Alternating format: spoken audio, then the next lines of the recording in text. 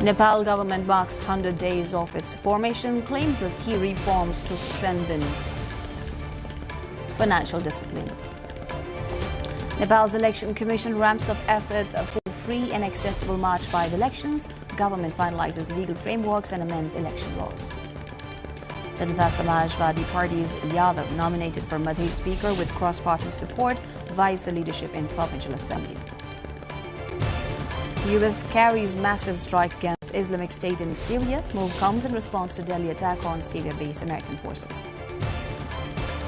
Bangladesh tightens security ahead of funeral prayers for a slain youth leader. Major newspaper also targeted during coordinated mob attacks.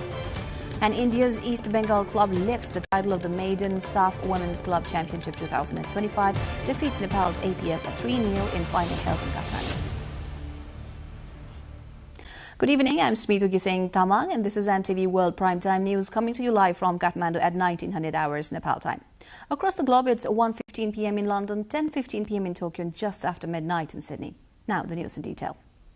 Nepal government says it has taken concrete steps to strengthen financial discipline and curb unnecessary public spending within its first 100 days in office.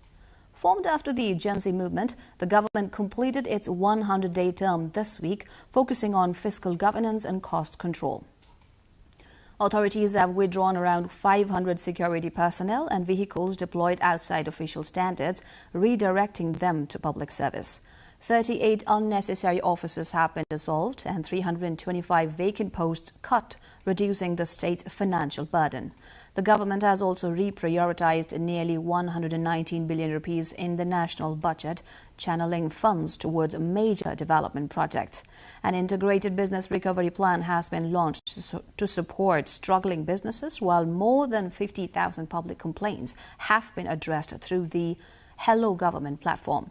Officials say Kathmandu now receives 200 million litres of Melamchi water daily and 101 megawatts of electricity have been added to the national grid. Preparations for upcoming elections are complete with assurances of full security. The government believes these reforms will strengthen good governance and public trust. Marking 100 days in office, Prime Minister Sushila Karki reaffirmed full commitment to good governance. The Prime Minister confirmed that the House of Representatives election will be held in March and said democracy must take priority over political victory or defeat. आज म हाम्रा स्वाभिमानी र गौरवशाली नागरिकहरूका सामु एउटा विशेष र दृढ संकल्पका साथ उपस्थित भएकी छु। हामी सबैलाई थाहा छ कि केही समय अघिको जेनजी आन्दोलनले हाम्रा सडकहरूमा एउटा फरक कम्पन पैदा गर्यो। त्यो छटपटी र त्यो आक्रोशले हाम्रो समाजलाई केही हदसम्म बिथोल्ने प्रयास गरे पनि त्यसको भित्री सन्देशलाई सरकारले गम्भीरतापूर्वक लिएको छ। एउटा जीवन्त लोकतन्त्रको सौन्दर्य नै यही हो कि यसले हरेक सङ्कटको निकास सडकको हिंसाबाट होइन, संवाद र जनताको मतबाट खोज्छ। आदरणीय देशवासीहरू, भदौ 23 र 24 को त्यो दुःखद घटनापछि देश फेरि शान्तिको बाटोमा फर्किएको छ। ती घटनामा ज्यान गुमाउने योद्धाहरूलाई शहीद घोषणा गरेका छौं। घाइते योद्धाको उपचारका साथै जीविका सुनिश्चित गर्ने प्रक्रिया अघि बढाएका छौं। क्षतिग्रस्त संरचनाहरूको पुनर्निर्माणका लागि भौतिक पूर्वाधार पुनर्निर्माण कोष मार्फत काम थालिएको छ।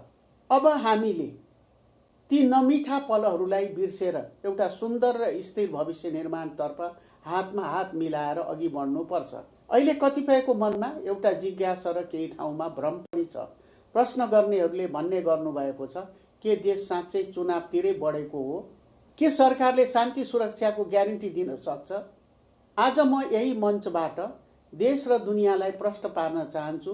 2082 फागुन 21 गते हुने प्रतिनिधि सभाको निर्वाचन अब केवल एउटा कार्यतालिका मात्र रहेन। यो हाम्रो देशलाई स्थिरता दिने नयाँ युगको सुरुवात गर्ने एकमात्र निर्विकल्प मार्ग हो। म तपाईहरूलाई आश्वस्त पार्न चाहन्छु, चुनाव सार्ने वा रोक्ने जस्ता हल्लाहरू पूर्णतः निराधार र भ्रमपूर्ण छन्। यो सरकार तोकिएको समयमै निष्पक्ष र भयरहित वातावरणमा चुनाव सम्पन्न गर्न चट्टान झैं दृढ छ। मेरा प्यारा देशवासीहरू, निर्वाचनका लागि सरकारले आफ्नो तर्फबाट सम्पूर्ण तयारी पूरा गरेको छ। सुरक्षाको सवालमा हामीले कुनै कसर बाँकी राखेका छैनौँ। एकीकृत निर्वाचन सुरक्षा योजना स्वीकृत भइसकेको छ र नेपाली सेनाको परिचालन सुनिश्चित गरिएको छ। आन्दोलनका क्रममा लुटिएका 1342 स्थानमध्ये अधिकांश हतियार बरामद गरिसकिएको छ। यस अतिरिक्त अन्य 32 स्थान हतियार पनि प्रहरीले नियन्त्रणमा लिएको छ। क्षतिग्रस्त भएका 465वटा प्रहरी कार्यालयहरूलाई पुनः सञ्चालनमा ल्याइए सुरक्षा व्यवस्थालाई अभेद्य बनाइएको छ। मेरा प्यारा युवा साथीहरू, चुनाव कसैको हार जित होइन, यो त लोकतन्त्र र सुशासन जिताउने अभियान हो। तपाईहरूले चाहेको भ्रष्टाचार मुक्त समाज र सुशासनयुक्त सरकारको चाहना पूरा गर्ने वैधानिक बाटो चुनाव नै हो। सडकको आन्दोलनले प्रश्न उठाउँछ तर मतपत्रले समाधान दिन्छ। तपाईको प्रत्येक भोटको सुरक्षा राज्यले गर्छ। आजभन्दा 100 दिन अघि देशको अवस्था के थियो र अहिले के छ भनेर तुलना गरी हेर्न पनि म सबै राजनीतिक पक्षहरूलाई विनम्र अनुरोध गर्दछु। Nepal government says it has fully shifted its focus towards upcoming national elections. Formed with a clear electoral mandate, the incumbent government has accelerated preparations to ensure free, fair and fear-free polls. Legal frameworks, policies, guidelines and budgetary arrangements have been finalized to conduct the election on schedule. Key election-related laws have been amended through ordinances, including reforms to the House of Representatives Elections Act to ensure inclusive representation under the proportional system. Amendments to the voter registration law have also enabled more than 800,000 new young voters to participate. An integrated election security plan has been approved, ensuring the deployment of the Nepali army. The government says stolen weapons are being recovered and escaped prisoners are returned ahead of polling day. Government spokesperson and Communications and Information Technology Minister Jagadish Karel says political parties are actively engaged, the Election Commission is working on schedule, and the government remains committed to peaceful, credible elections.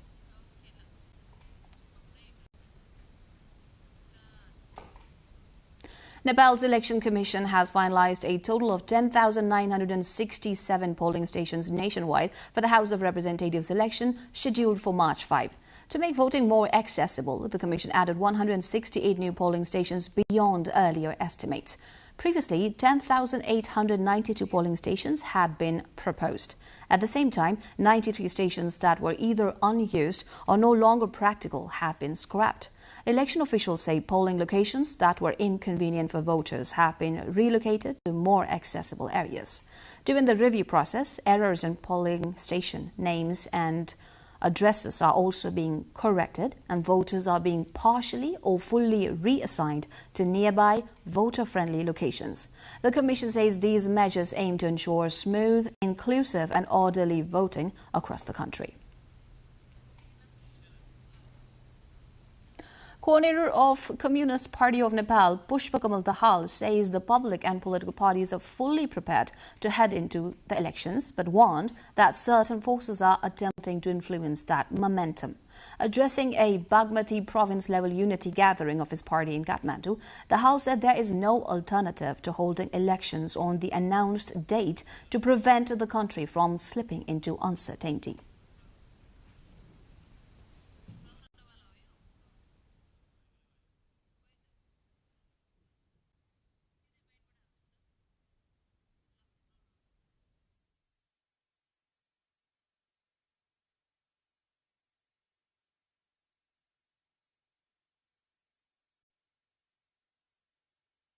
सहज ढंगले निर्वाचन सम्पन्न होस् सरकारलाई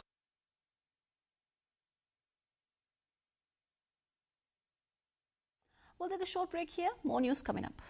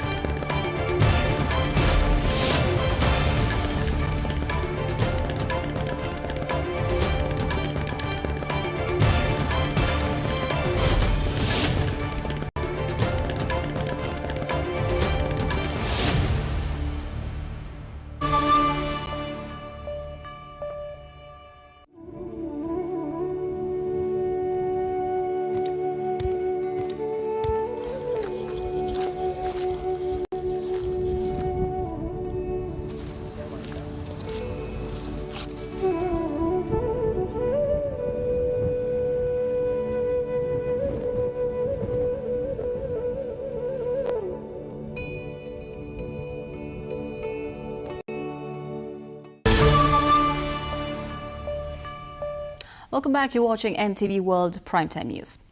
The chief whip of Nepal's Janata Samajwadi Party, Ram Ashish Yadav, has registered his candidacy for the post of Speaker of the Madhya Province Assembly, a move that reflects ongoing efforts to strengthen provincial governance in the country's federal system.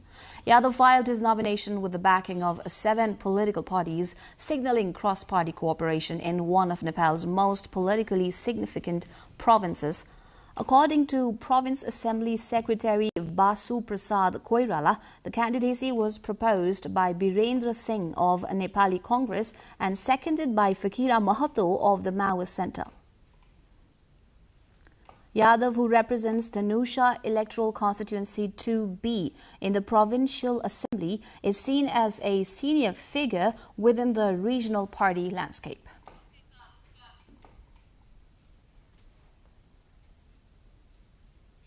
Nepal's Communications and Information Technology Minister Jagadish Kharel has urged voters to choose technology-friendly candidates in the upcoming March 5 elections, calling digital transformation key to the country's future. Speaking at the opening of the 10th ICT Award 2025 in Lalitpur, organized by ICT Foundation Nepal, Minister Kharel said only through information and communication technology can Nepal advance towards development and prosperity. The minister highlighted the role of digital tools in early disaster warnings, public services, education, health, employment and governance. Officials say expanding ICT is essential to promoting good governance, inclusion and innovation while responding to growing demands from Nepal's younger generation for a digitally considered state. Nepal's authorities have launched spot inspections along the Koshi Highway's Bhedetar-Chitrai section to ensure freight vehicles comply with weight regulations amid growing concerns about road damage caused by overloaded trucks. The move comes after complaints that vehicles such as trucks, tippers, mini-tippers, trailers, semi-trailers and tractors frequently exceed permissible load limits, undermining road safety and infrastructure.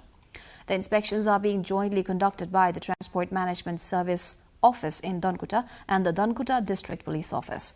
The initiative follows a recent meeting chaired by Chief District Officer Binod Kumar Khadka, which resolved to strictly enforce the Load Transport Directive 2017. According to Ramesh Prasad Dahal, head of the Dhankuta Transport Management Service Office, any freight vehicles that fail to comply with weight limits except those carrying materials for national priority projects face penalties. Despite stricter enforcement, local officials say that challenges persist in the Dhankuta section of the Koshi Highway, where the absence of weigh stations makes compliance monitoring difficult. A serious case of regulatory violation is emerging from Kapilvastu, Nepal. 2 brick kilns have begun firing bricks in direct defiance of a government directive aimed at controlling air pollution and protecting workers' health. The NRS brick industry in Maharajganj and the Jai Mahakali brick industry in Pachehari started operations before the permitted date. A high-level industrial and investment promotion board meeting chaired by Nepal's Minister for Industry, Commerce and Supplies had instructed that brick firing begin only after mid-January. However, weak regulatory oversight has allowed the decision to be ignored. The Brick Manufacturers Federation has called for strict government action against violators. Meanwhile, industry operators claim they received no official notice. Authorities say immediate monitoring is underway and legal action will follow. In coordination with local governments, hilly district of Nepal's Palpa has launched the Zero Home Childbirth campaign to ensure all childbirths take place in health institutions. The campaign aims to become a fully institutional delivery district with 7 of its 10 local levels already declared complaint and the remaining 3 working to meet the required standards. Rojina Rai with our local correspondent Sunil Karki explains more on the matter.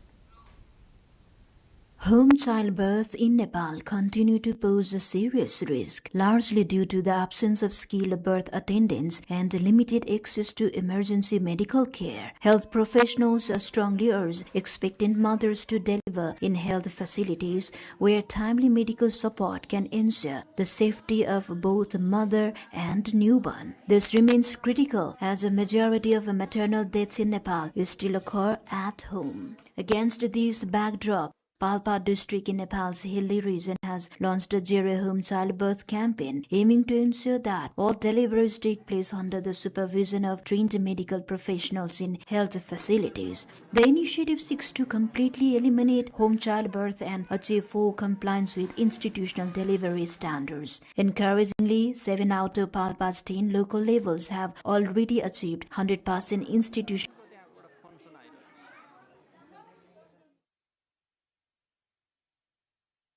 नेपालमै सम्भवतः home delivery zero भएको जिल्ला पाल्पा भएको छ। गत वर्षसम्म चाहिँ 14 टा होम डेलिभरी भएको थियो भने यो वर्ष हामीले जिरो बनाउन सफल भएका छौं। International news coming up next. For now, a short break.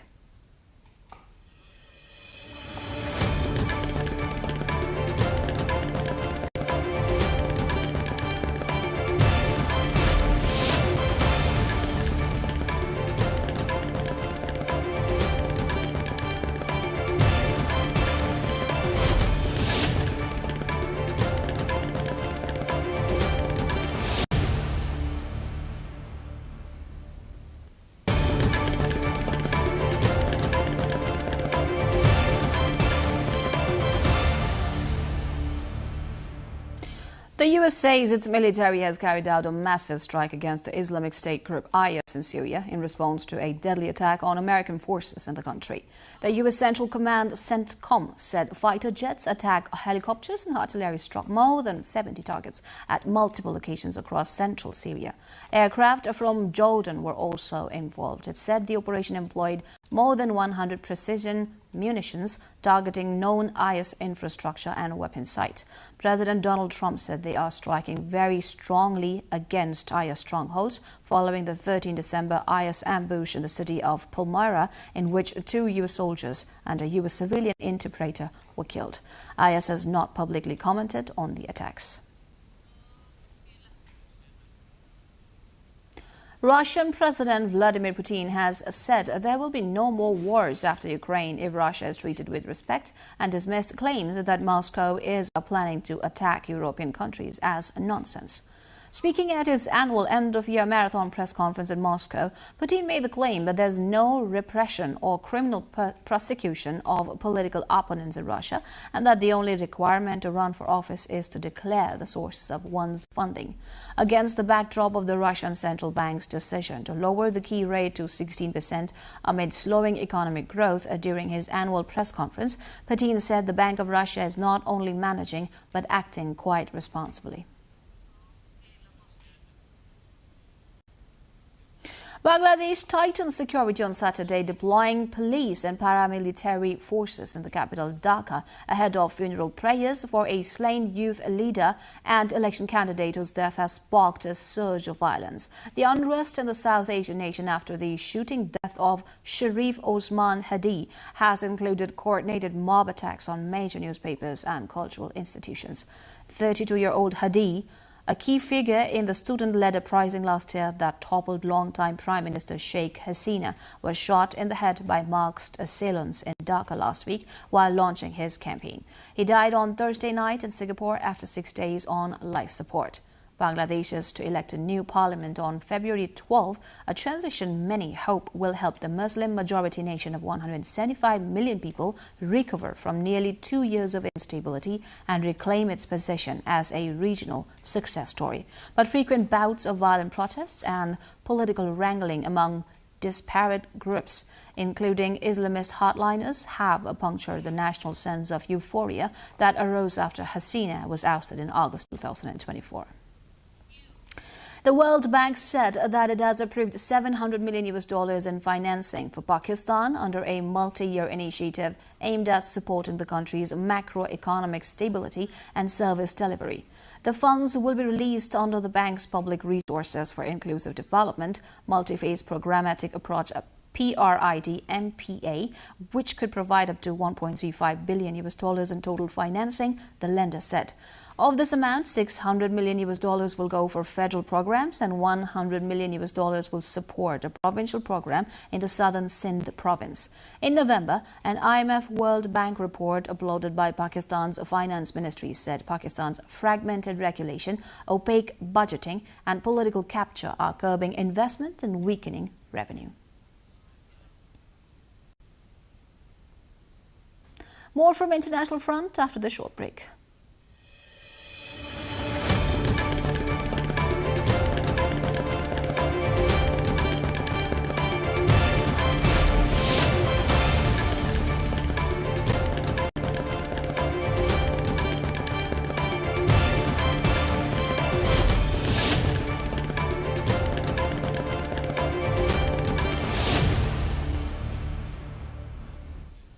With Christmas just days away, thousands of travelers crowded the platforms at Paris's Gare de Lyon, rushing to leave the French capital for the winter holidays as one of the busiest travel periods of the year gets underway.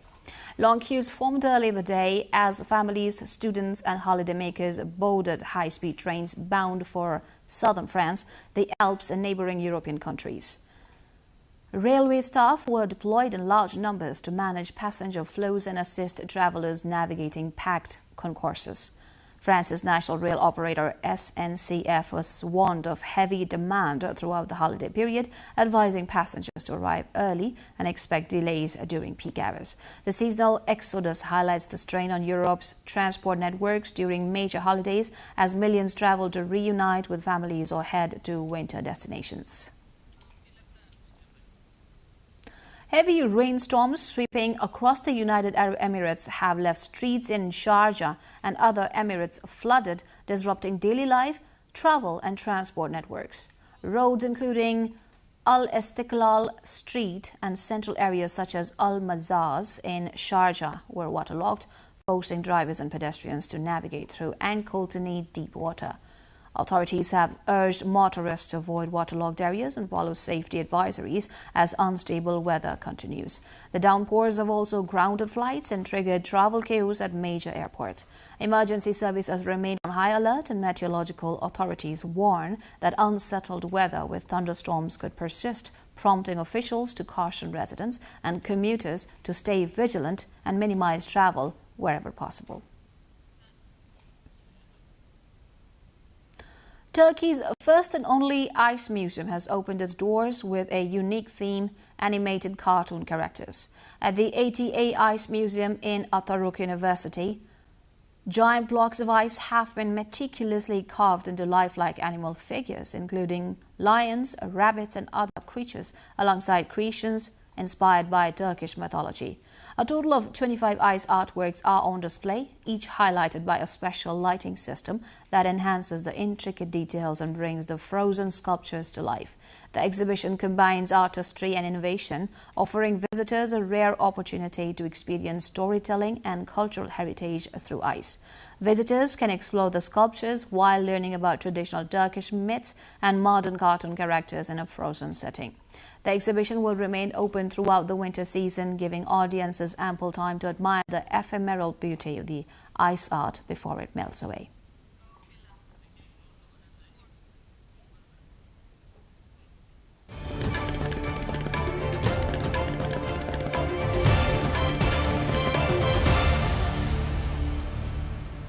Now the sports update.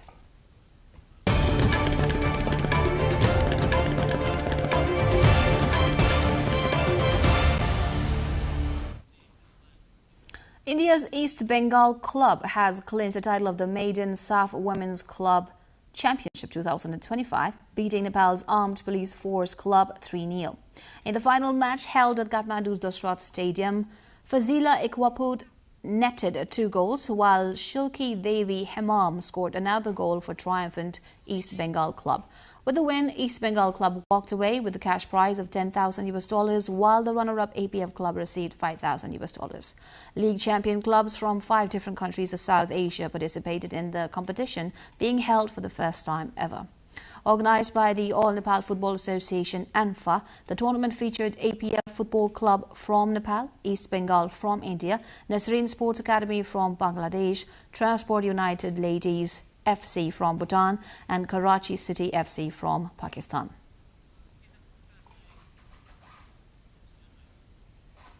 Former world heavyweight champion Anthony Joshua defeated YouTuber turned boxer Jake Paul by knockout in a highly publicized and controversial bout in Miami in a fight backed by streaming giant Netflix and watched by millions worldwide. The heavyweight contest, scheduled for 8 rounds, ended in the 6th when Joshua landed a decisive right hand that floored Paul, forcing the referee to stop the fight. While Joshua started cautiously, the former unified champion gradually asserted his experience and power against the less seasoned opponent. The bout sparked widespread debate within the boxing community, with critics questioning the sporting merit of the matchup and others pointing to its commercial success. The fight was reportedly among the most lucrative of the year, underscoring the growing influence of crossover boxing events driven by social media popularity and streaming platforms. For Joshua, the victory marks a statement win as he looks to re-establish himself among boxing's elite heavyweights. While for Paul, the loss represents his first knockout defeat and raises fresh questions about his future ambitions in professional boxing. With Lando Norris emerging as a potential Formula One world champion this season, questions are being raised about the sport's longer-term future, including whether a woman could one day claim the title. Formula One is open to drivers of all genders, but no woman has competed in a full-time race seat at the highest level of the sport for more than 4 decades. The last female driver to start a Grand Prix was Lella Lombardi in 1976. In the United Kingdom, widely regarded as the home of Formula One due to its concentration of teams, engineers and circuit organizations across grassroots and professional motorsport are stepping up efforts to address gender inequality. Initiatives aimed at increasing female participation are being introduced at karting, junior formula, and driver development levels. Motorsport bodies and teams say early access to karting, increased funding, and visible role models are key to widening the talent pool and creating a sustainable pathway for girls into elite racing. While progress remains gradual, industry figures argue that expanding opportunities at the grassroots level is essential if Formula One is to see a female world champion in the future.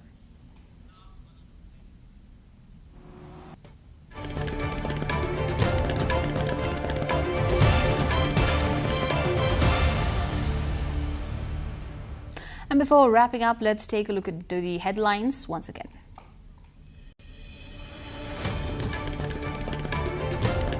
Nepal government marks 100 days of formation, claims of key reforms to strengthen financial discipline and boost development. Nepal's Election Commission ramps up efforts for free and accessible March 5 elections. Government finalizes legal frameworks and amends election laws. Janata Samajwadi Party's Yadav nominated for Madhya Speaker with cross-party support, vies for leadership in Provincial Assembly. US carries massive strike against Islamic State in Syria. Move comes in response to Delhi attack on Syria-based American forces. Bangladesh tightens security ahead of funeral prayers for a slain youth leader. Major newspapers also targeted during coordinated mob attacks. And India's East Bengal club lifts title of the Maiden Staff Women's Club Championship 2025, defeats Nepal's APF 3-0 in the final held in Kathmandu. That's all for NTV World Primetime News for now. Our next bulletin will be at 2200 hours Nepal time. Do join us through our social media and get the latest updates from our official website, nepaltelevision.com. This is Mithu Gising Tamang. Thank you for staying with us. Have a wonderful evening ahead.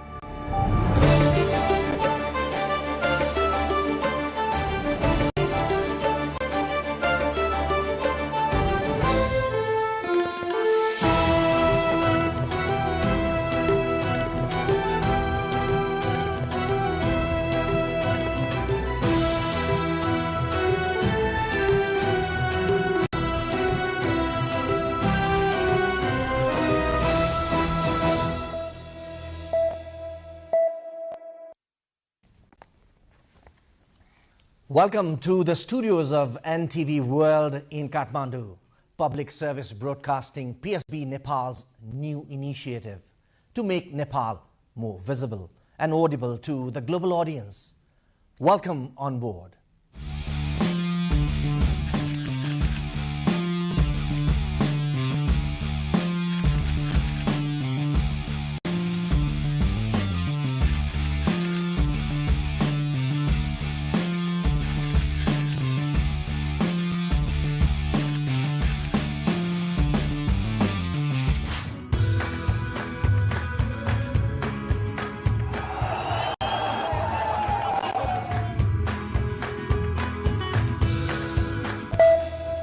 This is NTV World, facts that speak, insights that matter. Telling the stories of a changing planet. NTV World, Nepal's perspective to the world. Exploring the heartbeat of Nepali creativity. This is NTV World. The power of story shaped by technology. NTV World. Unearthing Nepal's hidden heritage. Discovering the timeless Nepal. Telling stories that endure across centuries. Where culture breathes, stories bloom. When the world moves, we make a sense of it. NTV World. Taste of Nepal. Every recipe, every flavor tells the story. Journalism in the digital age. Fast, focused, verified. Stories hold power. Stories reflecting life. Stories of the hinterlands. Reporting for Public Service Broadcasting. Reporting for NTV World. This is NTV World. Welcome to News Hour. This is NTV World. Welcome to Primetime News. One story at a time. Crossing borders, connecting voices, where Nepal meets the world in dialogue. This is NTV World, Nepal's perspective to the world. Voices that connect Nepal to the world, bringing perspective, region and relevance to every story. NTV World, Nepal's perspective to the world. Stand by. Mic is on. 3, 2, 1, cue. We are NTV World.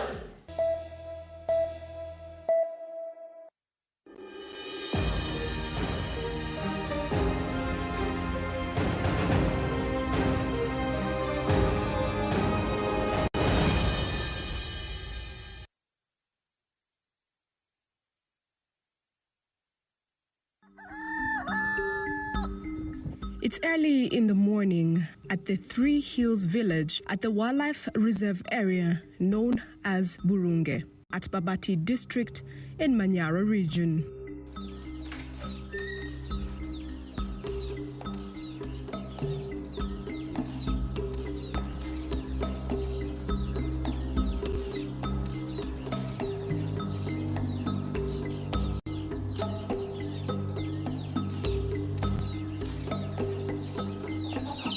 Mama Simba starts her new busy day with her daily responsibilities.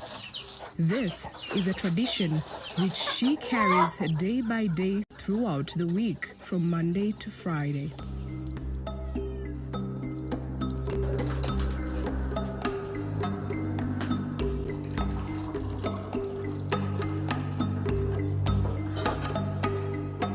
After preparing breakfast for the children, Mama Simba walks the children to school. The school is about half a kilometer from their home. The availability of the community living at this area has managed to create the cohabitation, interaction between wildlife and humans. Mdori Primary School is one of the schools that have benefited with various development projects of which are a product of tourism revenue at the Burunge area. Not only within the education sector, such as schools alone, are benefiting from the tourism at the community, living within the wildlife reserve area at Burunge, but also health sector, of which both sectors cater social services.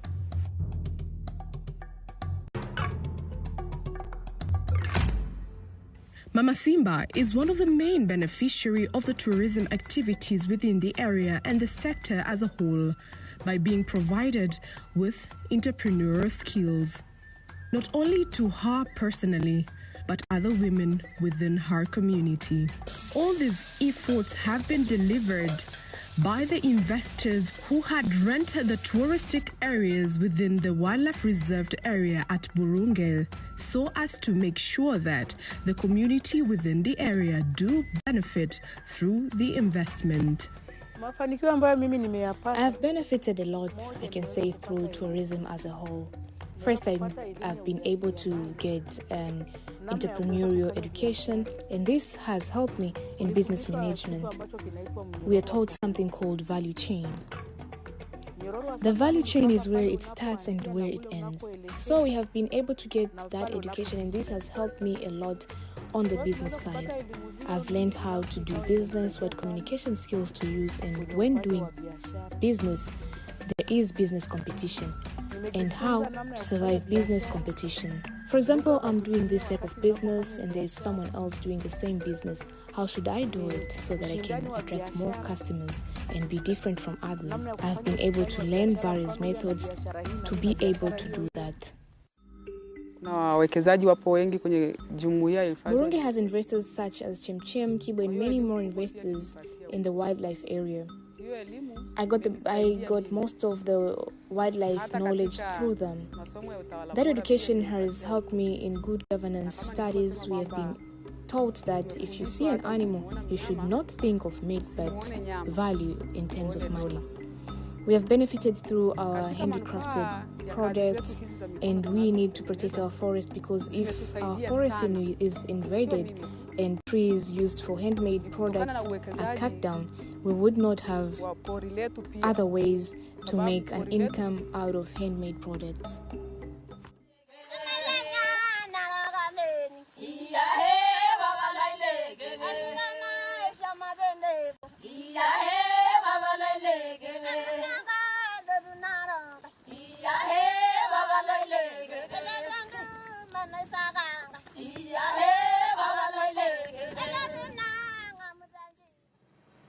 Investment of various business activities within Burunge area has helped out in charting ways for the employment market, especially to youth and local traditional groups in entertainment and creativity. Mama Simba is one of the group member and a leader of the traditional dance group and arts known as Chemchem. And this involves the Maasai and Wambungwe, who are the natives within the area. In order to make sure that the environment of the natural habitat and wildlife, that is flora and fauna, to spearhead sustainability to the community and the wildlife to the present and future generation, the Tanzania Wildlife Management Authority Tower have put much efforts and emphasis in offering educational in environmental conservation in collaboration with the Wildlife Management Area WMA, the tourism sector stakeholders, together with the community around the area. We educate. This education is divided into 3 parts: conservation education, education on how to deal with wildlife animal, and we also cater for environmental education. In this community, we are successful by a larger percentage because we provide education in institutions like schools, but also in villages. If you look at this area, it has been taken care of in a larger percentage and is conducive for conservation, investment activities including phototourism and hunting tourism, of which leads to adding income from conservation activities. We can measure that income by the year 2022. They have managed to collect 2 billion shillings, so this is a profit that goes back to the villages in order to continue doing conservation activities including wildlife and environmental protection. But the most important thing we offer in these areas, we have said, is sustainable conservation. There is a positive impact that comes from conservation through investment in conservation areas, tourism activities, hence continuation on a larger scale in tourism activities, and we get a lot of tourists. The Burunge community, in collaboration with Wildlife Management Area WMA, has been able to introduce wildlife and human protection by providing employment to women within the community as game rangers. The game rangers do patrol within 24 hours so as to ensure the tight security, hence all illegal conduct within the managed and conserved area for wildlife is prevented, and at the same time, the wildlife animals do not invade the human area and destroy their crops and livestock. Kazi hii imenipatia ufanisi mkubwa.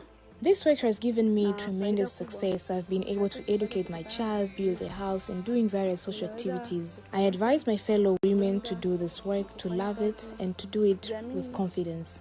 We help the community in protecting of their properties. For example, we do patrol work, we protect the crops, and help people chasing away wild animals that destroy their properties.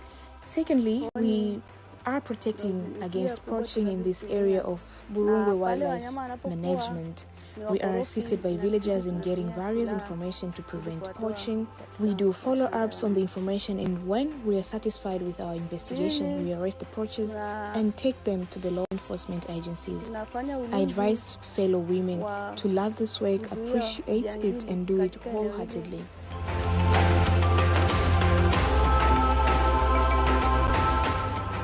Indeed, the Wildlife Game Reserve community at Burunge has been the best example for sustainable tourism and the best practice in environmental conservation, hence sustainable tourism, and at the same time empowering women. The participation and involvement of the community in environmental and wildlife conservation has been the game-changer spirit in ensuring the illegal conducts like poaching, wildlife trafficking, environmental and agriculture crop destruction is put to an end. The community at large has been able to benefit and access social welfare such as good schools, health centers, and economical boost through the tourism sector. Sustainable tourism for present and future generation. Our heritage, your heritage.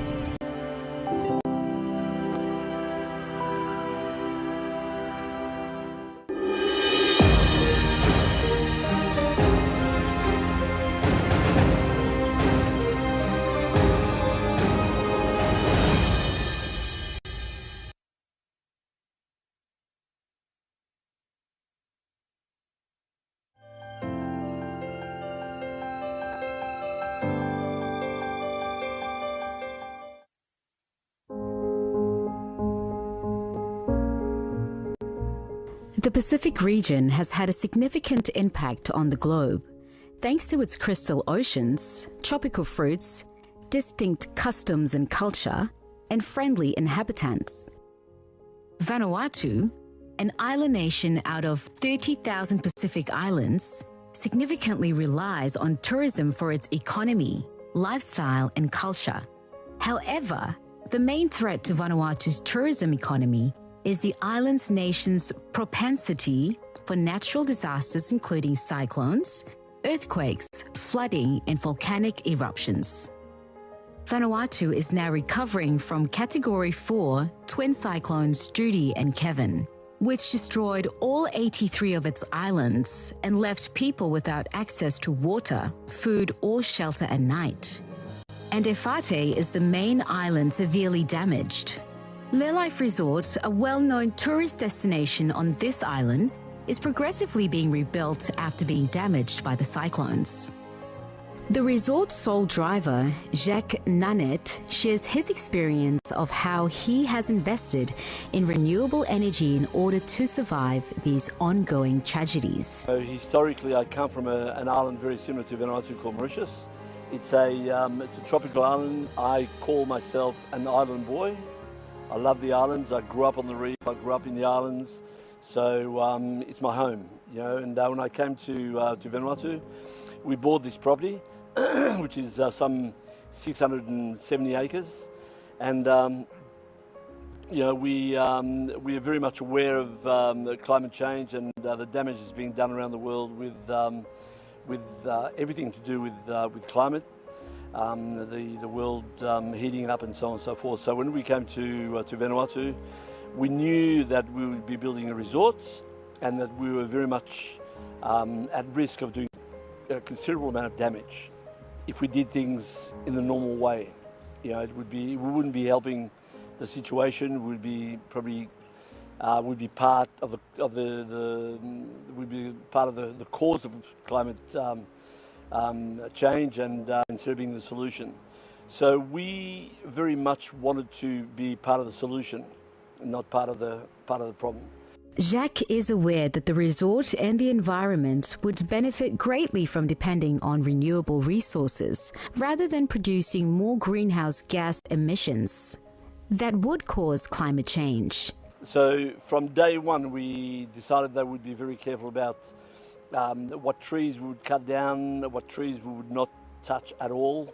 We're very much aware of the reef, and we try to do our best to keep the reef to a very good and high standard. And it's not easy because the villagers do a lot of damage to the reef by walking on them and so on and so forth. But we wanted to do our best. So when it actually came to the construction of the resort, then we decided to go solar. We decided to catch our own water, so we've got all the rainwater is being caught in tanks, and our carbon footprint. When you look at our carbon footprint, it's extremely low. Lelife Resort has a low carbon footprint when compared to other tourist destinations on the island because of how little gas it produces. The resort's daily operations are powered by 12 kilowatt of solar energy throughout the year. This is the nerve centre. So here we run quite a decent size inverter, 2 regulators. Everything's checked through my phone. I just use my phone to check all the power levels. So I don't have to come here. I just check on my computer or on my phone. So this is a Victron system, and then we've got in these cabinets here, we've got all lithium batteries. That's one of them. We've got 9 lithium batteries, 4 on that side, 4 on that side, and 2 here lithium batteries that actually power the whole everything that we have. So that's the power center, nerve center for power. And also, just want to let you know that the most important thing, or a very, very important thing, is to have a lot of solar panels, right? Like a lot of people make the mistake of putting big systems in, but they don't have enough solar panels. We have extra solar panels which we're about to put up, because if we have a lot of solar panels, even on a bad day like that, we still capture enough power to charge these batteries. So we're going very strong on solar panels. The water supply for the resort is derived from 3 different sources, which are all crucial services on which the survival of the resort depends. All right, so our watering system here, basically we've got 5 bungalows directly behind you there, the colourful bungalows, and each one of those bungalows catches water, goes underground to that pipe here, and all the water from all the bungalow goes through into these tanks here. So that pipe there is full of water.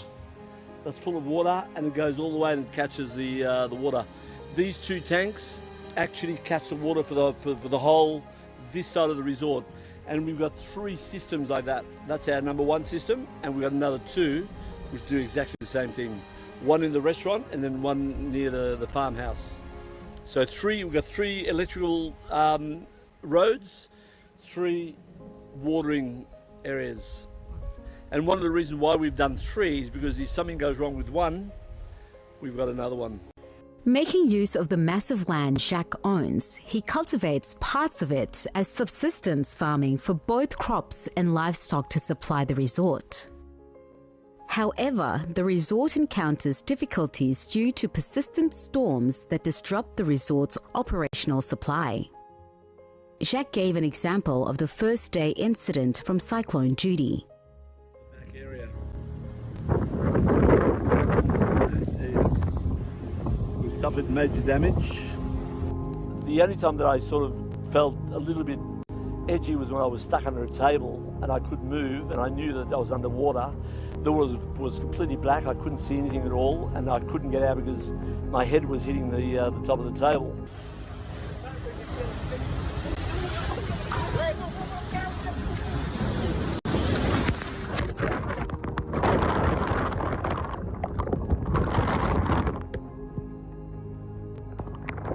And then I thought, for a moment, okay, this can't be very good for my health, fundamentally. And before I had time to really start panicking or anything else, because I was obviously thinking like, yeah, let's follow the trail of the water. The water actually sucked me back out again as it receded back to the sea. It pulled me out. So I spent 14 seconds underwater. Jacques struggles to provide the resort with a similar amount of produce. It's also difficult when there are sad events like the recent tropical cyclones Judy and Kevin, because the resort is trying to recover by growing more crops for its visitors. We have to try and manage what we want. Sometimes, we have too many pawpaws. Other times we have too many kumara, but we don't have any green boon, or we don't have, to try and manage the whole process. It's very difficult. The cyclone has been very, very bad for us. It's been probably now almost 6-8 weeks. Yes.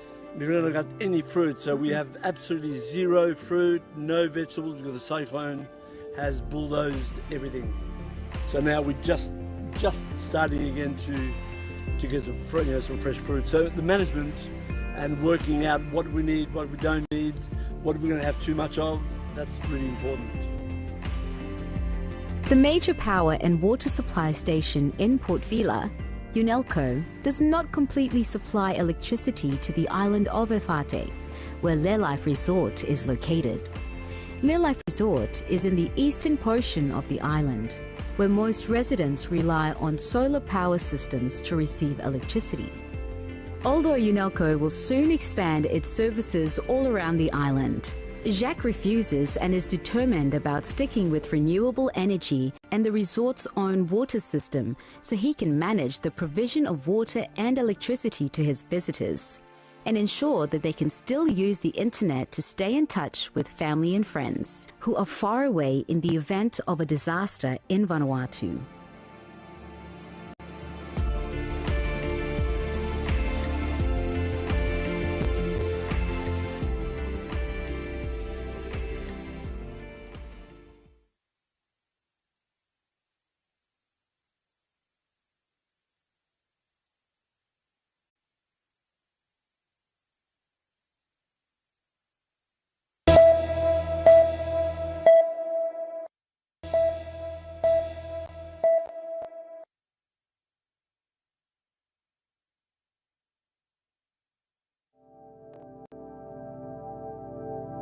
Dai Lake, in Karnali province, is a geographically remote district, yet rich with untapped potential for tourism.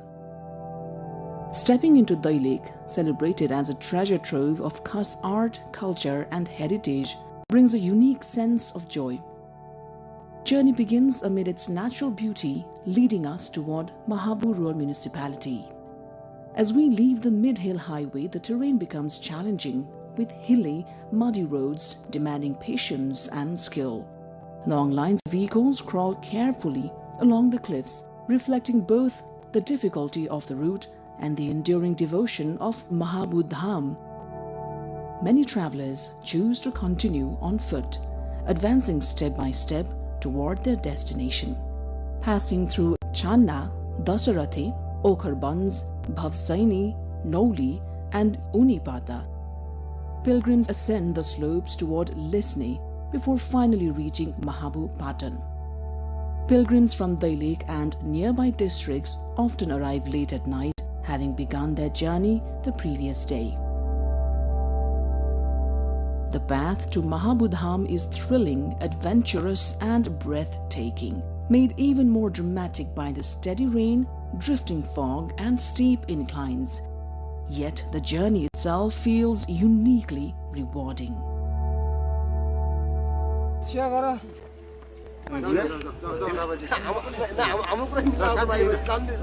Mahabur Lake or Mahabur Dham, located within Mahabur Rural Municipality, is a remarkable place of natural beauty, religious significance, and cultural heritage.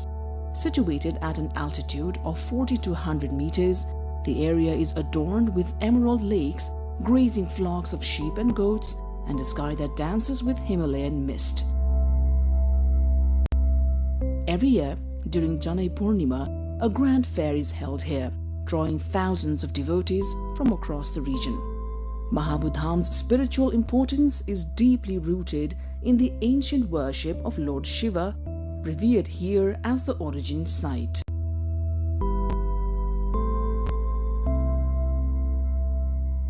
From Mahabur Lake, visitors can enjoy magnificent views of Api and Sai Palhimal, and on clear days, even the plains of Bardia. Given its religious importance and natural splendor, Mahabur Dham holds immense potential as a religious tourism destination. Improving the rough, narrow access roads is essential for supporting this growth. Mahabur Dham is more than a pilgrimage site. It is a confluence of culture, history, faith, and nature. To truly appreciate its significance, one must visit Mahabur Lake at least once, immerse oneself in its natural beauty, and experience the serene environment that leaves a lasting impression.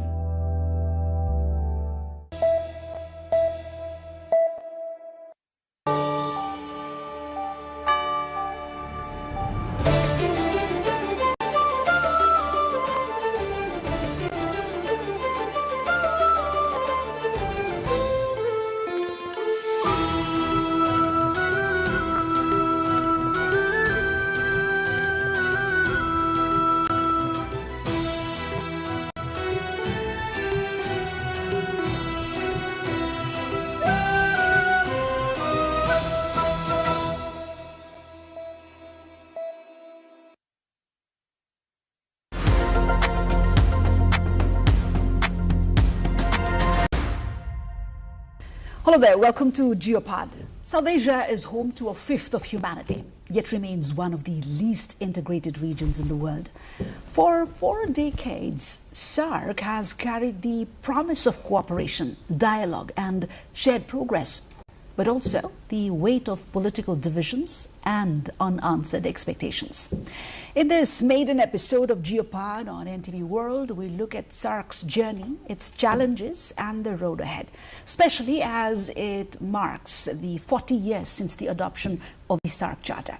And for that, we speak directly with the individual entrusted with keeping that promise alive, His Excellency Muhammad Ghulam Sarwar, the Secretary General of SAARC. Your Excellency, welcome to Geopod. Thank you so much for inviting me for this interview in the Nepal television. I also thank the Nepal television for inviting me to exchange some thoughts on the occasion of this 40th anniversary of SAARC Charter. A little over 2 years that you have took on the helm, right? How closely does Kathmandu, like you discovered, matches the Kathmandu you expected? If you ask me about the expectation from the SAARC point of view, I am not fully pessimistic. I am quite optimistic in the sense that I have discovered, I must say that I have discovered, because most of us are really ignorant about what actually SAARC had so much made progress in the last 40 years, and what are the promises that we had made, by our leaders 40 years ago. So SAARC has really have a very strong foundation. In last 40 years, SAARC has made a very deep-rooted, presence in the whole region through various declarations, various agreements, and various MOU, which are very much important to realize the charter objective of SAARC.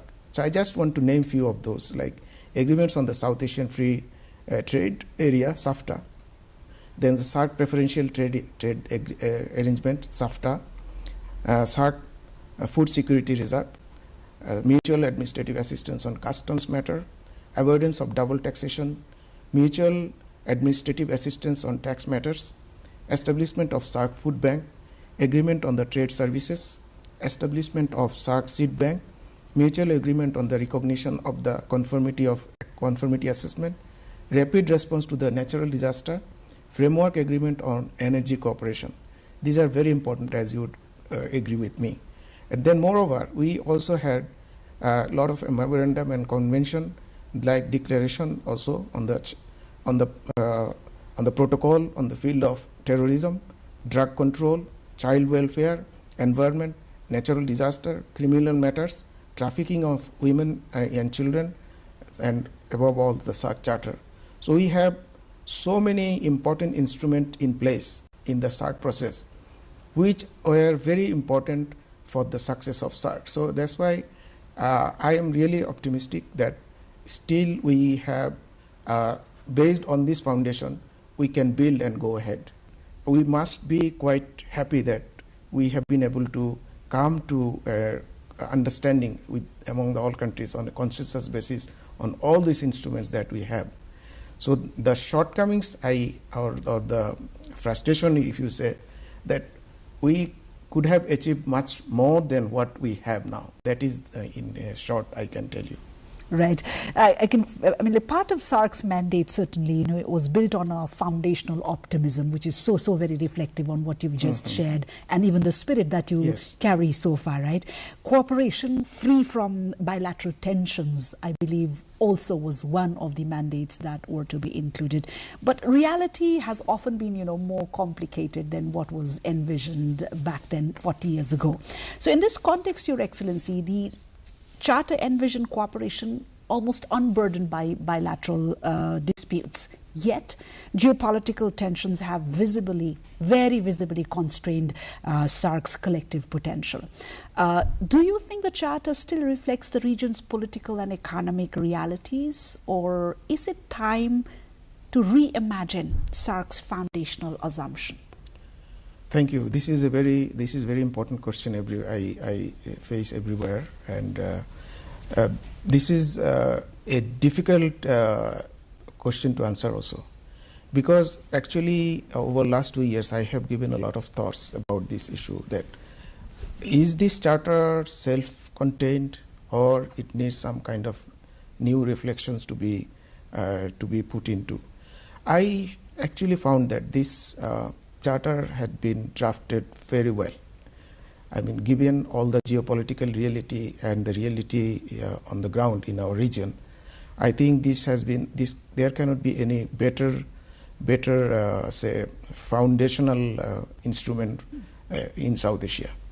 Now the point is whether we are following in true sense the commitments and the desires that we have made 40 years ago. That is a question you can always ask anyone, in the SAARC or in the region. But as far as the charter is concerned, I think, yes, there is always room for improvement with the change of times. We can bring some new elements in the, say, our terms of reference, and how we can achieve the chartered goal, that can be also looked at. But I don't see much problem with the charter. It's the issue of our commitment. I think we have to have more commitment to the charter. Right, and this brings me, to the most persistent and very defining bilateral dynamism in this region, right? In every SAARC conversation, Your Excellency, India-Pakistan tensions are the silent elephant in the room, right? So, as a Secretary General of this entity, how do you engineer institutional momentum in a space where political constraints routinely overshadow regional consensus? Thank you. Actually, I after my took over, I have been to all the countries of the region, except Afghanistan, of course, due to the situation there, I could not go. But in each and every individual countries, the leadership and the civil society, the high officials I met, I received the similar kind of commitment to the SAARC process, and similar kind of expectation they are still holding. I'm sure the good time will come. Although, as you say, have raised about the tension between two member countries, I think besides all these bilateral issues, we can still go ahead. It is up to our leadership to decide when to go ahead. They are also quite, I must say that, quite competent in their position, having a lot of experience, and they know when to give us a signal to go ahead. So I'm still very much optimistic, because the amount of resilience and the goodwill that I have seen in each and every member countries, I don't see any reason to be frustrated on this. Only thing is, this is a temporary phenomena we are passing through. We have to have little patience to come out of this situation. If you could shed light, is SAARC structurally dependent on political harmony, or rather than designed to manage conflict? No, rather I should say that it is designed. It is also, there is inbuilt design in the SAARC Charter to manage the conflict. Like if we have say bilateral differences between two countries, they may not be able to sit bilaterally, but there is a scope under the SAARC to sit regularly, to discuss in the sideline about the contentious bilateral issues and come to a common ground. I think SAARC is offering excellent forum for even discuss about the difficult bilateral issues and come to a conclusion. And beyond internal dynamics, because we've come to a point of time where everything is affecting everything elsewhere, right? So beyond these internal dynamics of the region itself, Your Excellency, the regional equation is also shaped by major external powers, right? So let me be very specific, with China expanding influence through the BRI project, and infrastructure diplomacy and emerging security ties with several South Asian countries, how does SAARC assert its own regional agenda? I think there is no problem to see more regional and sub-regional cooperation to say take shape, because in the SAARC Charter, rather the sub-regional cooperation involving two or more member countries have been actually encouraged in the SAARC Charter. That's why I am saying that this charter was very much visionary. They have considered all the aspects, what it can happen after 40 years, after 50 years. So it was well designed, and in the charter it is encouraged by the member states to form the sub-regional cooperation among the member states, or with two or more member states. In that case, they can also sometimes consider the extended neighbors in that forum. There is no harm for that. So this can be complementary to each other. Yeah, I don't see there is any challenge in this. Rather, if we can work in a harmony with other regional and sub-regional organizations, we can make faster development in the SAARC region.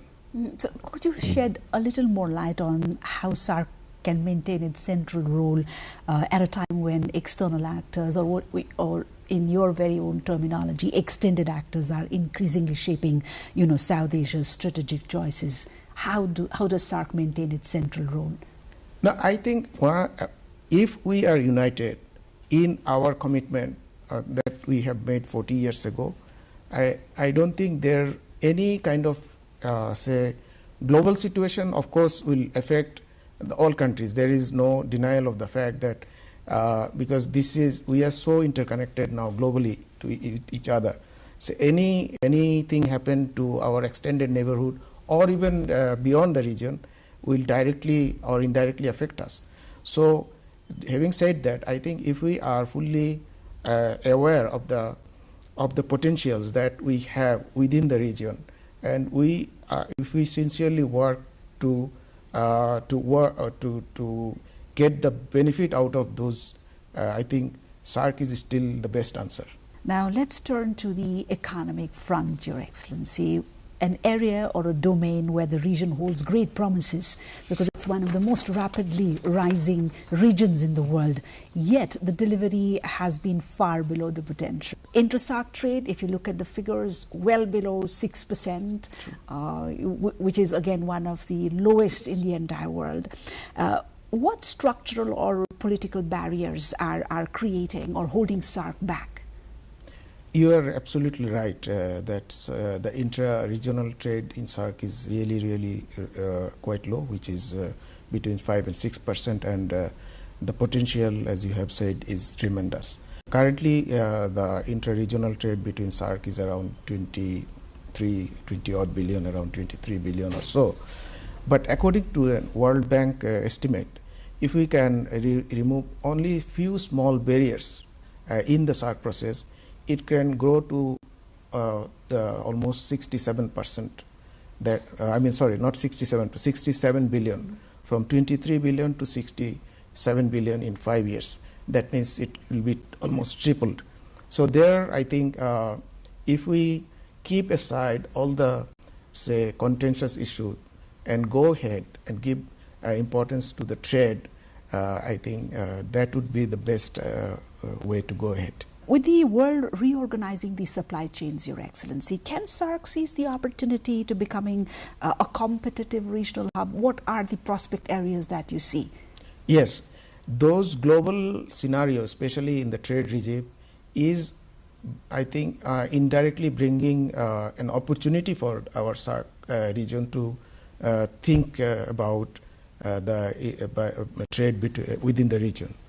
So since we are facing challenge of having trade with the West due to the new tariff rules, especially in the United States, I think it is a time for us to rethink and also redesign our plan in the SAARC and increase the SAARC intra-SAARC trade. I think this can be taken as an opportunity. What we are seeing in the other region, like in our extended neighbor, the ASEAN is doing that way, and they are trying to utilize their strength within the region. And China is also trying to have strengthen their trade partnership with the ASEAN and others. I think this is also big opportunity for us for increasing the intra-regional trade and the trade with the eastern our eastern neighbors like the ASEAN, China, Japan, Korea, all those countries. Mm-hmm. Let's now switch to an issue where borders do not matter. Look at our region; it is ground zero for climate vulnerability. Why hasn't the shared climate challenge translated into shared climate strategy under the SAARC banner? No, actually, I would like to add something here with your comment. SAARC is, I think, the climate change took a center stage in the SAARC process.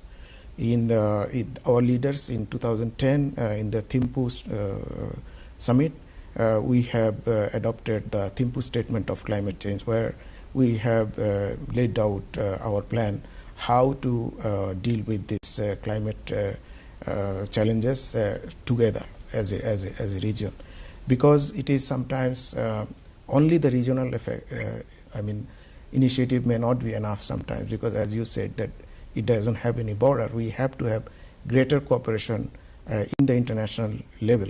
That's why I have mentioned earlier that are we actually working together as we have envisioned in our charter, that the strengthening cooperation among the member states in the international forums on the matter of common interest. So this is a matter of common interest. I think time has come for the SAARC to sit again and also draw a common strategy how we will negotiate our position in the COP and other climate related forum. First we have to consolidate our strategy within ourselves, which we are doing actually through the statement of climate change. The SAARC Secretariat had arranged in last 2 years several capacity building and also initiatives, and then those are the enhance the capacity of SAARC member states, assess the viability of institutions of SAARC climate fund, and also frame a regional response to the transboundary air pollution. So we are working at the expert level to draw a plan for the region, so that in course of time it can be voiced in the international forum like COPs and other climate related initiatives. So directly or indirectly related with climate change or the vulnerability that this phenomena brings around is migration. And I think this is one of the major, they say it cuts both ways, but many see it as a major issue facing the South Asian region. That's migration, right? So millions of South Asians are at the moment migrating within and beyond the region. Demographic shifts are really reshaping economies and societies inside South Asia already, having a lot of repercussions and long-term effects. Could SAARC envision a framework, Your Excellency, for safe, legal and mutually beneficial mobility? Yes, actually in the recent initiatives of SAARC, I think leaders have also discussed about the safe and orderly migration, which is of course regarding the migration of the SAARC member countries nationals to the outside world. So there is scope for further cooperation in this. But if you talk about the intra-regional migration, I don't know exactly what is the number. I don't think it is too big, and those are quite temporary because of some situations arises in some of the countries for political reason or something. Sometimes people go and they come back again to their home. So those are not very permanent kind of thing, what I believe. But if we look holistically about the global migration scenario, I think South Asia still have a lot of potentials, and I think South Asia is the largest region in terms of the global migration, because we contribute to almost maybe half of the global migration by the South Asian population in the Middle East, even in the Western countries. In Malaysia and Singapore and all other countries. So do you mean migration is not one among the major issues that should be troubling the region at the moment?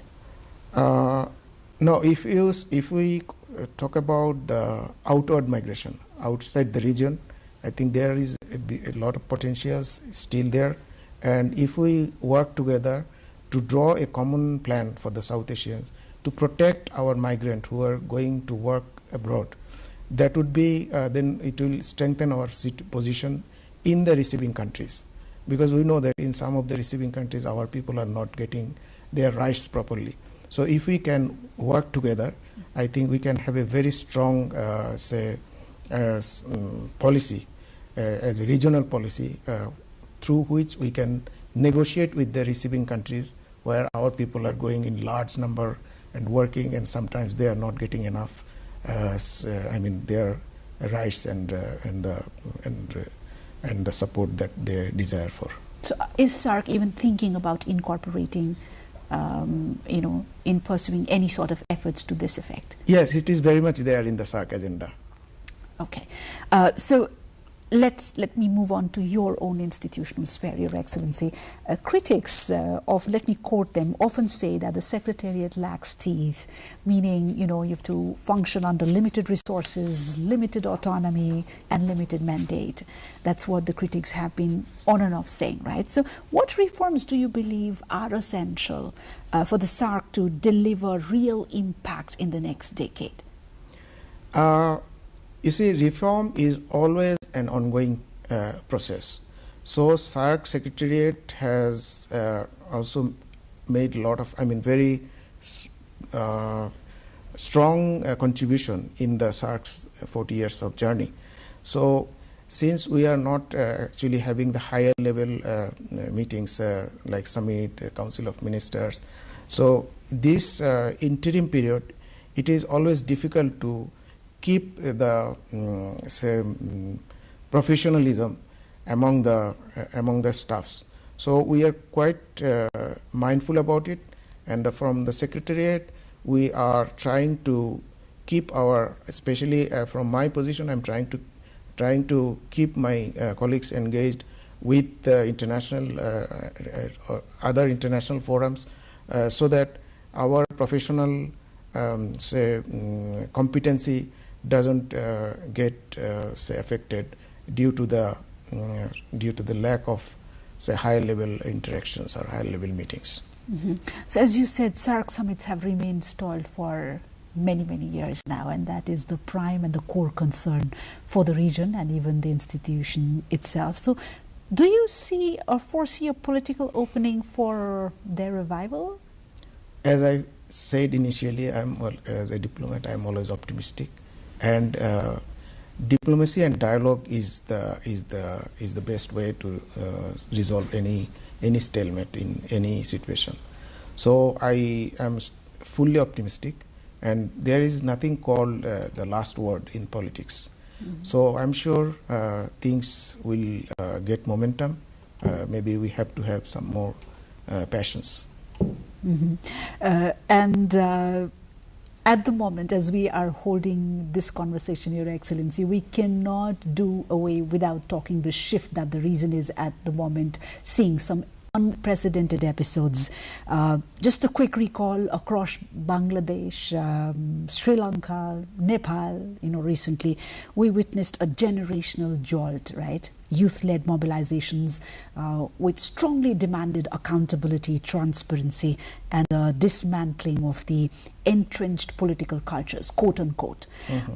Do you see this generational awakening, as they call it, Gen Z awakening, as a disruptive force, or do you see it as a democratic correction? I see in both ways.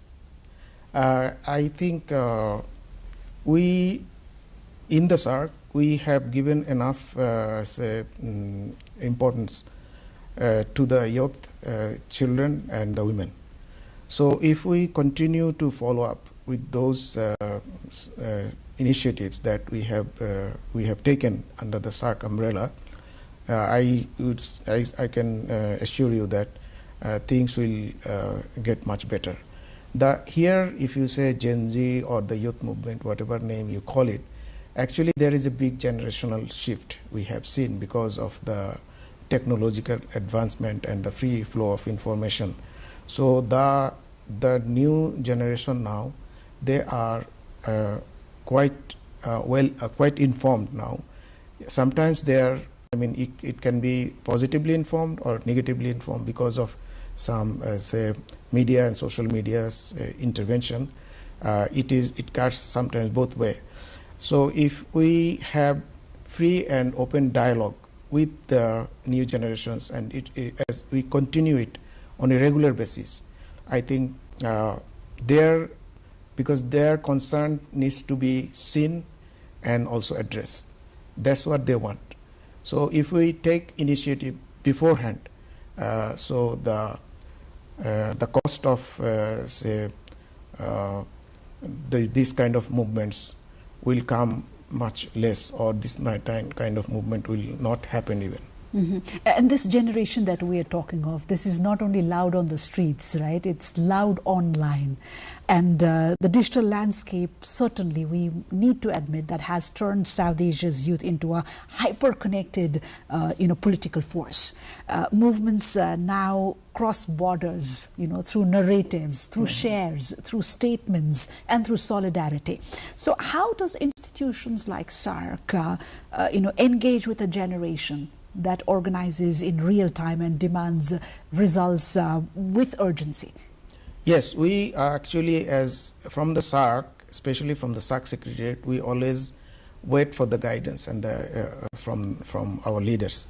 So I definitely expect that our leaders will meet and also draw a common plan for the SARC region, how to deal with this and how to secure the future of the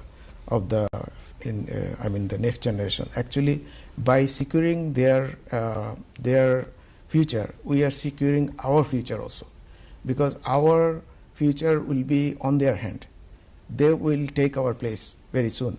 So if we look into it in a very positive framework and continuously engaged and see what are their concerns, and if we try to address those, I think we can create a much better situation. And this brings us to a point, or to the idea of imagining SARC, not of the past, but of the future, Your Excellency. If you were to design SARC 2.0, right, that speaks directly to South Asia's Gen Z, what would be the core pillars of this reimagined institution? We have to assure our new generation a better future. Not only assurance, we have to deliver it in reality. So in order to do that, I'm sure our leadership are constantly working on this. Definitely, we will see much better South Asia in the coming days. That's great optimism, and we really look forward to that, Your Excellency. So finally, let's leave our viewers with a very forward-looking vision from your leadership. If you could articulate a bold, future-facing vision for SARC at its 50 years milestone, about 10 years from now, one that transcends the political hesitation and reflects the aspirations of 1.8 billion people living here, what would it be? Okay. Actually, it's 10 years down the line. 10 years is quite a long time. I don't expect that situation will remain same in 10 years. There will be a lot of changes, and change for good. Definitely, I'm quite optimistic, quite sure about it. So in 10 years, there will be at least 3 Secretary General after me on the SARC. So I'm sure they will also have the opportunity to work for the SARC 2.0, as you have just mentioned. There I will give special focus on the trade. If we can materialize the SAFTA in its true spirit, I think the situation, especially the economic situation, will in the region will take a dramatic shift, as I said, from 23 billion to 67 billion in only 5 years. Maybe in 10 years we can reach to 100 billion marks. So when the economic situation changes, so automatically you will see the effect in the society, and you will see a whole new South Asia after 10 years. Thank you, Your Excellency, for taking out the time to come over and share with us your very valued insights and thoughts. Thank you so much for inviting me and also share my thoughts. Right. Reaping from the conversation we just had, SARC stands at a crossroads, torn between conflict and cooperation, yet still holding the possibility of unity, standing strong on the foundations of optimism. Today's conversation very well reflects that regional peace and prosperity depend not only on governments, but on vision, dialogue, and commitment. Therefore, the future of South Asia remains a story still being written. That's it from Geopod this time. Until next time, goodbye.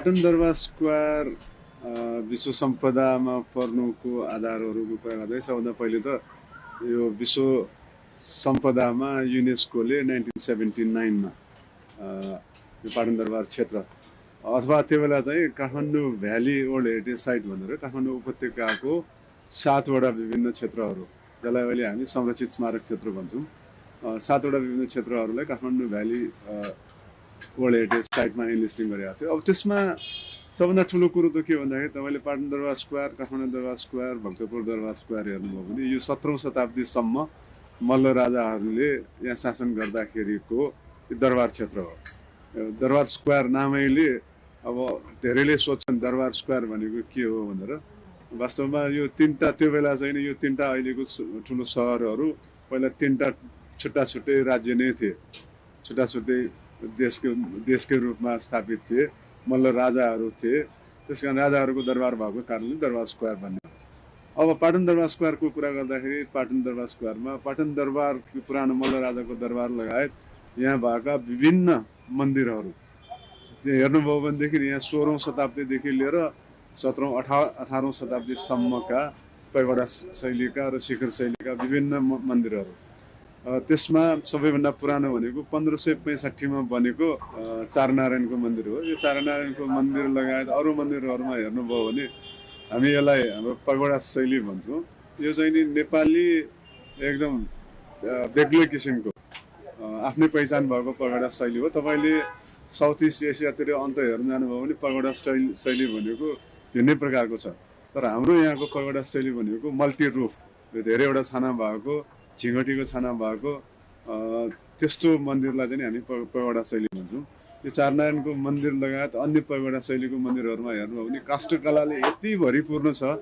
तपाईँले प्रत्येक एकवटा सानो टुँडालदेखि लिएर त्यहाँको झ्यालहरू हेर्नुभयो भनेदेखि यो पक्कै पनि विश्वमा चिनाउन सक्ने खालको नेपाली कलाकृति रहेको छ। यो वर्ल्ड हेरिटेज साइटमा इन्लिस्टिङ हुनुमा सायद यिनै मुख्य कारण हो।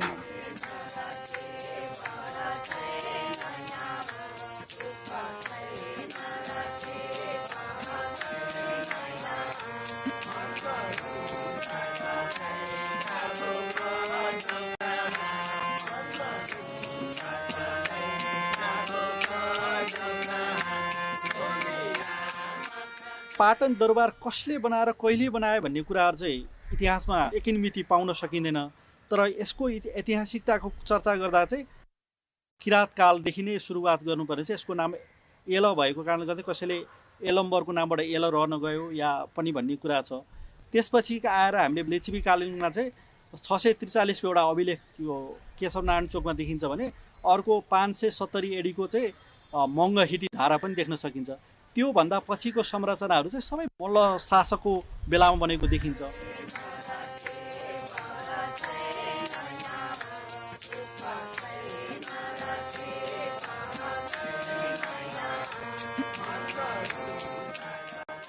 यो मन्दिर चाहिँ नि राजा सिद्धि नरसिंह मल्लले 1636-37 मा बनाउनु भएको। 1636 त्यो बेलामा हामीसँग ढुङ्गे टेक्नोलोजी त्यति थिएन। ढुङ्गाको टेक्नोलोजी चाहिँ लिच्छवी कालमा धेरै राम्रो थियो। त्यसपछि हामीले त्यो ढुङ्गाको टेक्नोलोजीमा त्यति त्यो ढुङ्गाको मठ मन्दिरहरू बनाउने टेक्नोलोजीमा त्यति हामी अगाडि बढेनौँ। तर इँटा र माटोकोमा काठकोमा त्यो पैगोडा शैलीमा हामी धेरै माथि गयौँ। त्यसपछि ढुङ्गाको जुन शैलीमा जानु पर्दाखेरि त्यो बेलामा हाम्रो यहाँको मिस्त्रीहरूलाई साह्रै समस्या पर्यो। माटोको चाहिँ अडाइदिन सक्छु त्यो ठुलो अल्गो त गगनचुम्बी त्यो बेलाको हिसाबले, यो त ढुङ्गाको त हामी सक्दैनौँ भन्ने भएपछि त्यो समस्या गनगन हुँदै गर्दाखेरि ठड्याउन नसक्ने भइसक्यो। एकजना बुढो मान्छे जान्ने मान्छे आएर मोडेल सोडेल बनाएर यसरी गर्नुहोस् भने सिकाएर जानुभयो। अनि उहाँलाई विश्वकर्माको अवतार मानेर उहाँलाई सम्झनामा उहाँले पूजा गरेर अनि त्यसपछि कृष्ण मन्दिर बनाउन सुरु गरेको भन्यो। तल्लो तल्लामा हेर्नु होला तपाईँले बच्चाहरूको लागि खेल्न रमाइलो, बच्चाहरूले बुझ्ने ज्ञान सिम्बा शार्दुला राखेको छ। त्योभन्दा माथि जानुभयो भने तपाईँले देख्नुहुन्छ रामायणको मर्यादा, समाजमा मर्यादा कसरी कायम गर्ने सामान्य बच्चाभन्दा अलिकति माथिल्लो स्तरको लागि ज्ञान छ। रामायणको ज्ञानहरू, रामायणको चित्रपट छ त्यहाँ, त्यसमा अक्षरले पनि कुदेको छ। यो भनेको यो गरेको यो वर्णन छ। अनि अझ त्योभन्दा माथिल्लो स्तरमा जानुहुन्छ भने महाभारतको राजनीतिको ज्ञान दिएको छ हेर्नुहोस् है, सामान्यभन्दा माथिल्लो स्तरमा गएको छ, महाभारतको ज्ञान दिने कोही। त्योभन्दा पनि माथि जानुहुन्छ भने बनारस काशी दार्शनिक ज्ञान, धर्म मात्र होइन धर्मको पनि प्रकाण्ड माथि पुगेपछि दार्शनिक ज्ञानहरू राखेको छ। त्योभन्दा माथि तपाईँ एक तला माथि जानुभयो भने तपाईँले के पाउनुहुन्छ, फेरि शिवको मूर्ति पाउनुहुन्छ, शिव अवतार पनि त्यही हुन्छ। सबभन्दा माथिल्लो तल्लामा फेरि हेर्नु होला तपाईँले देख्नुहुन्छ 4 नारायण राखिदिएको छ, शिलालेखमा भने जस्तै सृष्टिको वैकुण्ठ।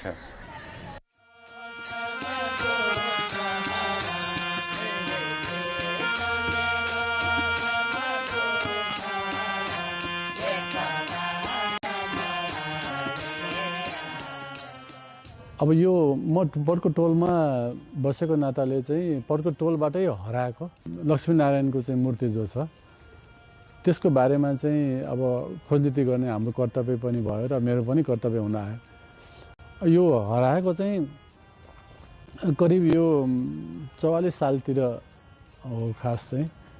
अनि हामीले चाहिँ अब मूर्ति हराइसकेपछि अब त्यहाँ भक्तजनहरूलाई पूजा गर्नको लागि अब के गर्ने, अब मन्दिर चाहिँ छ तर मूर्ति नभएपछि त त्यहाँ त अब अशोभनीय हुने भयो। त्यसैले हामीले त्यसको चाहिँ अब अर्को छुट्टै एउटा लक्ष्मीनारायणकै अब स्वरूपको चाहिँ एउटा मूर्ति बनाएर चाहिँ प्रतिष्ठापन गऱ्यौँ हामीले। त्यसपछि एकजना हाम्रो यो जय लिन भन्ने एकजना आर्टिस्ट हुनुहुन्छ, कलाकार हुनुहुन्छ, उहाँले चाहिँ हराएको मूर्तिको बारेमा चाहिँ त्यो मूर्तिको पनि उहाँले स्केच गर्नुभएको छ। त्यो स्केच चाहिँ उहाँले कहाँबाट लिनुभयो भनेपछि यो हाम्रो लैनसिन वाङदेलले चाहिँ लेख्नुभएको एउटा the stolen images of Nepal भन्ने एउटा किताब छ, त्यो किताबबाट चाहिँ उहाँले लिनुभएको। अनि त्यो स्केचबाट चाहिँ उहाँ चाहिँ अमेरिकाको चाहिँ यो अमेरिकाको डल्लास म्युजियममा चाहिँ भ्रमणमा जाँदाखेरि चाहिँ देख्नु भएको छ। त्यो जो मैले चाहिँ स्केच गरेको त्यही नै हो भन्ने उहाँ लागिसकेपछि चाहिँ अब त्यो कुरा चाहिँ गभर्मेन्ट लेभलमा पुग्यो। त्यसपछि त्यहाँबाट चाहिँ ल्याउने प्रक्रिया सुरु भयो। अनि त्यो प्रक्रिया सुरु भइसकेपछि चाहिँ अब यहाँ हाम्रो महानगरपालिकाले पनि अब आवश्यक चाहिँ सहयोगहरू जुटाएको छ त्यो ल्याउने काममा चाहिँ। त्यसै अरू थुप्रै चाहिँ अब हाम्रा संस्कृति प्रेमीहरू होइन, अब यो हितैषीहरू, शुभेच्छकहरू सबैले चाहिँ सहयोग गरेर यो ठाउँमा चाहिँ प्रतिस्थापन गर्न भ्यायौँ हामीले।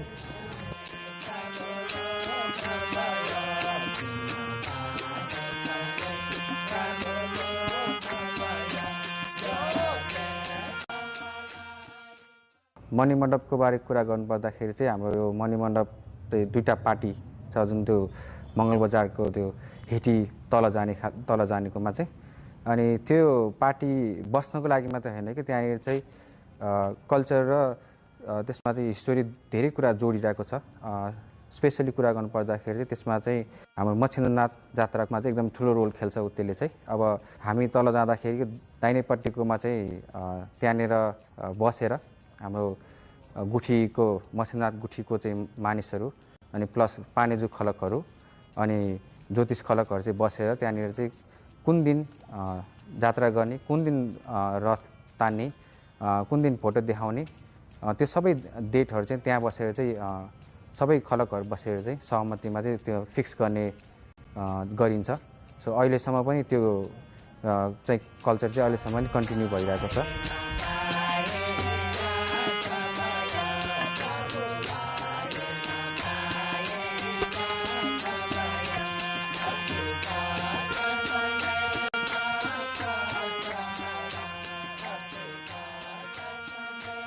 दरबार स्क्वायर भनौँ अथवा पाटन सहर भनौँ, यो चाहिँ नि प्राचीन कालदेखि नै लिच्छवी काल अथवा त्योभन्दा पनि अगाडि किराँत कालदेखिकै महत्त्वपूर्ण ऐतिहासिक पुरातात्विक महत्त्वको स्थल हो। यहाँ चाहिँ नि मूर्त अमूर्त सम्पदाहरूले चाहिँ धनी छ यो सहर। यहाँ चाहिँ जस्तो अब हामीले दरबार स्क्वायरबाट बाहिर हेऱ्यौँ भनेदेखि चाहिँ नि विभिन्न वास्तु संरचनाहरू देख्न सकिन्छ। यी संरचनाहरू चाहिँ नि मल्लकालदेखिका संरचना भए पनि यसले चाहिँ मल्लकालभन्दा धेरै अगाडिदेखिको इतिहास बोकेको छ। यहाँ चाहिँ नि यो मूर्त सम्पदा मात्रै होइन, यहाँ चाहिँ नि विभिन्न अमूर्त सम्पदाहरू पनि त्यत्तिकै मात्रामा भएको कारणले गर्दा चाहिँ नि यहाँ पर्यटकहरू आउने यसको चाहिँ नि महत्त्व विश्वमा नै प्रसिद्ध रहेको छ।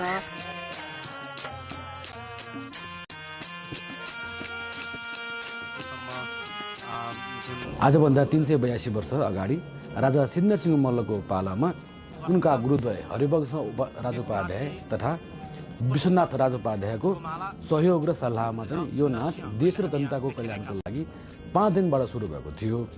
अनि पछि उनका छोरा भन्नाले सिद्धसिंह मल्लका छोरा श्रीनिवास मल्लले यस नाचमा बाटो प्याख त्यो भनेको लोक नाटक 7 दिनको हुन्छ, यो नाचहरूलाई थपेर यस नाचलाई चाहिँ 12 दिनसम्म सञ्चालन गर्नुभयो।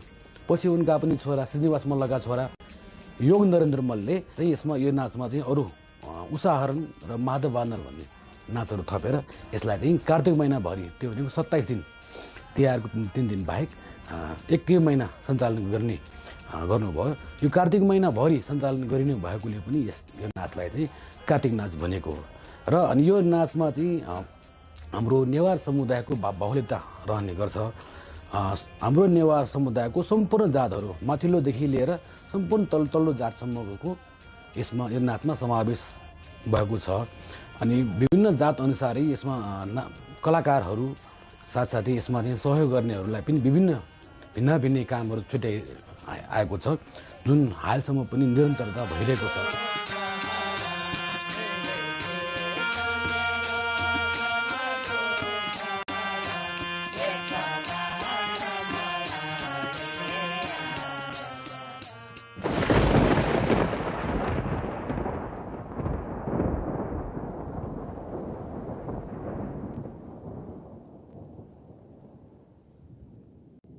छोरा नातिहरूले भोलि पर्सि चाहिँ हाम्रा बाजे बराजुले के बनाएर गए, हामी कहाँ चाहिँ कस्तो कस्तो किसिमको टेक्नोलोजीहरू थिए, हाम्रो कल्चर के थिए इत्यादि कुराहरू उनीहरूले पनि जानोस् भन्ने हिसाबले यस्ता चिजहरूलाई चाहिँ बचाइराख्नुपर्ने एकदमै आवश्यक ठान्छु। त्यसकारण चाहिँ भुइँचालोले जति पनि भत्के ती सबै चाहिँ फेरि कुनै चाहिँ नभत्किएकालाई हामीले रेट्रोफिटिङ गरेर पनि जोगायौँ र भत्किएकालाई पुनर्निर्माण गरेर फेरि पुरानै शैलीमा पुरानै जति पनि सामानहरू हामीले पुनः प्रयोग गर्न योग्य थिए त्यो सामानहरू जुन बटुलेर राखेको थियो त्यसलाई नै फेरि पुनः प्रयोग गरेर हामीले मन्दिरहरू बनायौँ।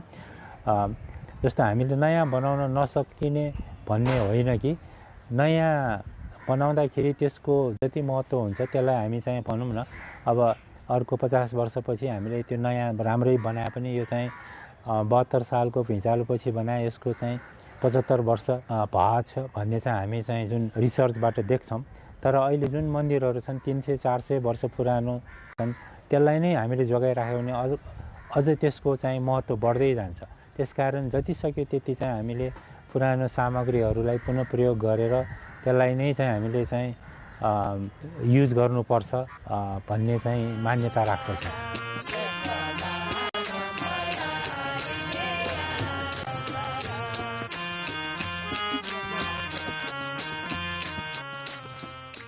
पाटन दरबार स्क्वायर भनेको चाहिँ ललितपुरको मुटुमै छ, जसलाई हामीले मङ्गल बजार भनिन्छ। लिच्छवीकालदेखि यसमा विभिन्न मनी हुँदै यसलाई चाहिँ पछि अपभ्रंश भएर मङ्गल बजार भएको हो, जसमा यसमा इतिहास र पुरातात्विक प्रमाणमा 60 वटा मणि छ भनिन्छन्, जसमध्ये मणि केशव, मणि भैरव, मणि गणेश, मणि कुमार, मणि धारा, मणि गुफा र मणि केशवर गरी यी 60 वटा मणिहरू छन्, जुन यो मङ्गल बजारको यो पाटन दरबारको सेरोफेरोभित्रै रहेको छ।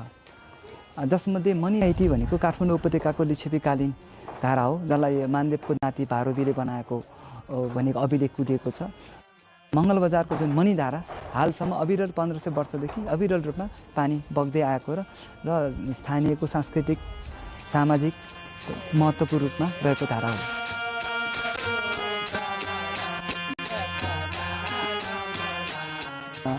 राजपूत कलामा इन्फ्लुएन्स भएको कलाले भरिपूर्ण भएको चाहिँ चित्रकला हो जुन चाहिँ 16औं शताब्दीमा बनेको। यसमा विशेष गरी सिङ्गारको रूपमा कृष्णलीला सम्बन्धी त्यसको ड्रेस कोड मल्लकालीन कस्तो ड्रेसहरू लाउँथ्यो हुन त त्यसमा राजा आफै भएको चित्र पनि हो। त्यसमा सिद्धिनरसिंह मल्लको आफ्नो पोर्ट्रेट पनि जुन रहेको छ।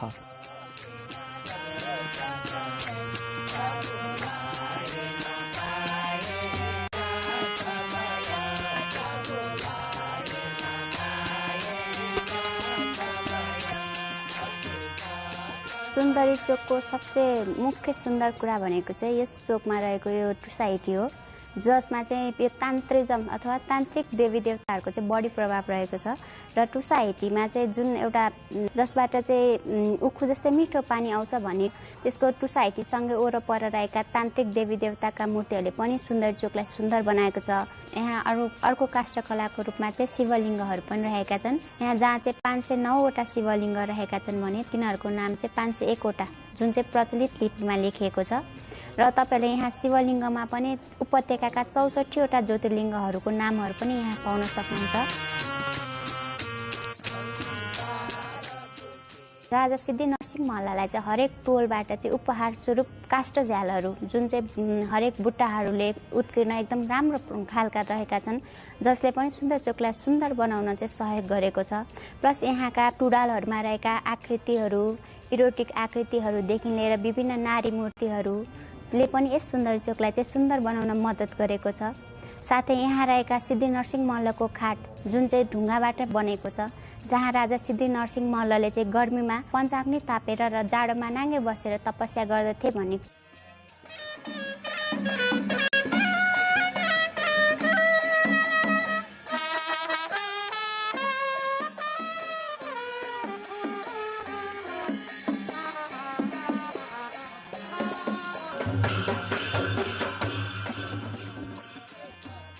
त्यसमध्ये मुख्य जात्रा भनेको भीमसेन जात्रा, गाई जात्रा, कृष्णाष्टमी धेरै जात्राहरू छन्। सबभन्दा ठुलो जात्रा भनेको भीमसेन जात्रा हो। भीमसेन जात्रा ललितपुरको सबभन्दा ठुलो जात्रा हाम्रो रथ मच्छिन्द्रनाथको रथ यात्रा पछिको ठुलो जात्रा हो। यसमा त यो श्रावण भाद्र महिनामा पर्दछ, कहिले श्रावणमा कहिले भाद्रमा पर्छ।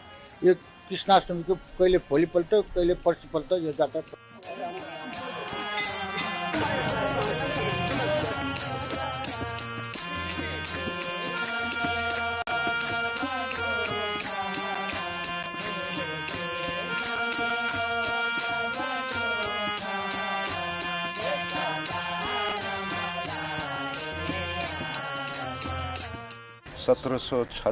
मा काशी विश्वनाथ मन्दिरमा मुगल बादशाहले आक्रमण गरेका थिए।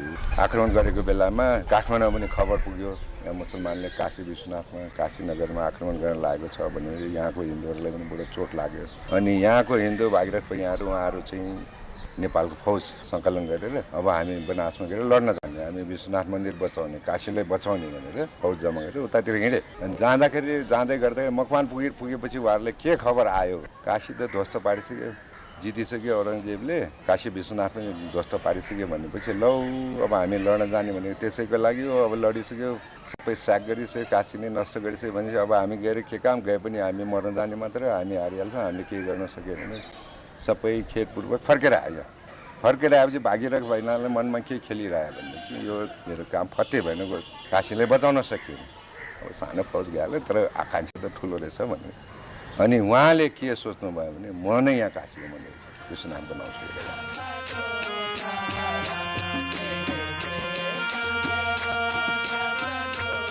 मासु उभो गर्ने, बलि दिने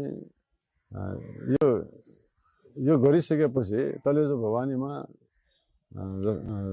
नवमी र दशमीको दिनमा जसरी बलि दिन्छ त्यो बलि दिएको अब यहाँ रगरको आहालै बग्थ्यो। अब आजकल त 5वटा बग्यो, 5वटा राङ्गो मात्रै। पहिले 54वटा भन्थ्यो, भक्तपुरमा 54वटै दिन्थ्यो, काठमाडौँमा 54वटै राङ्गो बगा बलि दिन्छ अहिले पनि। तर पाटनमा चाहिँ अहिले 5-5वटा मात्रै बलि दिन्छ। अनि त्यो बलि दिइसकेपछि जुन खुँडा त्यो भोलि दिँदाखेरि प्रयोग गर्ने सामानहरू जसरी रगतामी हुन्छ नि त्यो रगतामी भएको भाँडाकुँडाहरू तरबार खुकुरी यो सबै चाहिँ नि तलेजु भवानीको पूर्वपट्टि तलेजु भवानी मन्दिरको पूर्वपट्टि रहेको जुन भण्डारखाल बगैँचा छ बगैँचामा एउटा ठुलो पोखरी छ त्यो पोखरीमा एउटा धारो एउटा पनि छ जसमा ढुङ्गे डाँडा त्यो ढुङ्गे डाँडामा आएको पानीले नै पखाल्नुपर्छ भनेर एउटा शिलालेखमै उल्लेख गरेको छ अनि यो भण्डारखालमा त्यो पखालिसकेपछि जुन त्यो रगतको पानी अनि त्यसमा टाँसेको मासुहरू जुन त्यो पोखरीमा जान्छ त्यो पोखरीमा चाहिँ माछा पालेको पनि हुन्छ अनि त्यहाँ त्यतिखेर हाँस पाल्ने माछा पाल्ने गर्थ्यो भन्ने चाहिँ अब सुन्नमा आएको छ तर अहिले त्यसको केही अब प्रत्यक्ष प्रमाण त छैन अनि त्यो ठाउँमा सिद्धेन्द्रसिंह मल्ल र सिद्धेन्द्रसिंह मल्लको रानी त्यसपछिको राजाहरू र रानीहरू त्यहाँ पोखरीमा अवलोकन गर्ने त्यही ठाउँमा नुहाउने त्यही ठाउँमा त्यो लुगा फेर्ने यस्तो पनि यस्तो गर्ने व्यवस्था अनुरूप त्यो ठाउँ बनाएको छ त्यो ठाउँलाई चाहिँ कलात्मक रूपबाट एउटा मूर्तिहरू पुरेर मूर्ति दायाँ बायाँ तोरण राखेर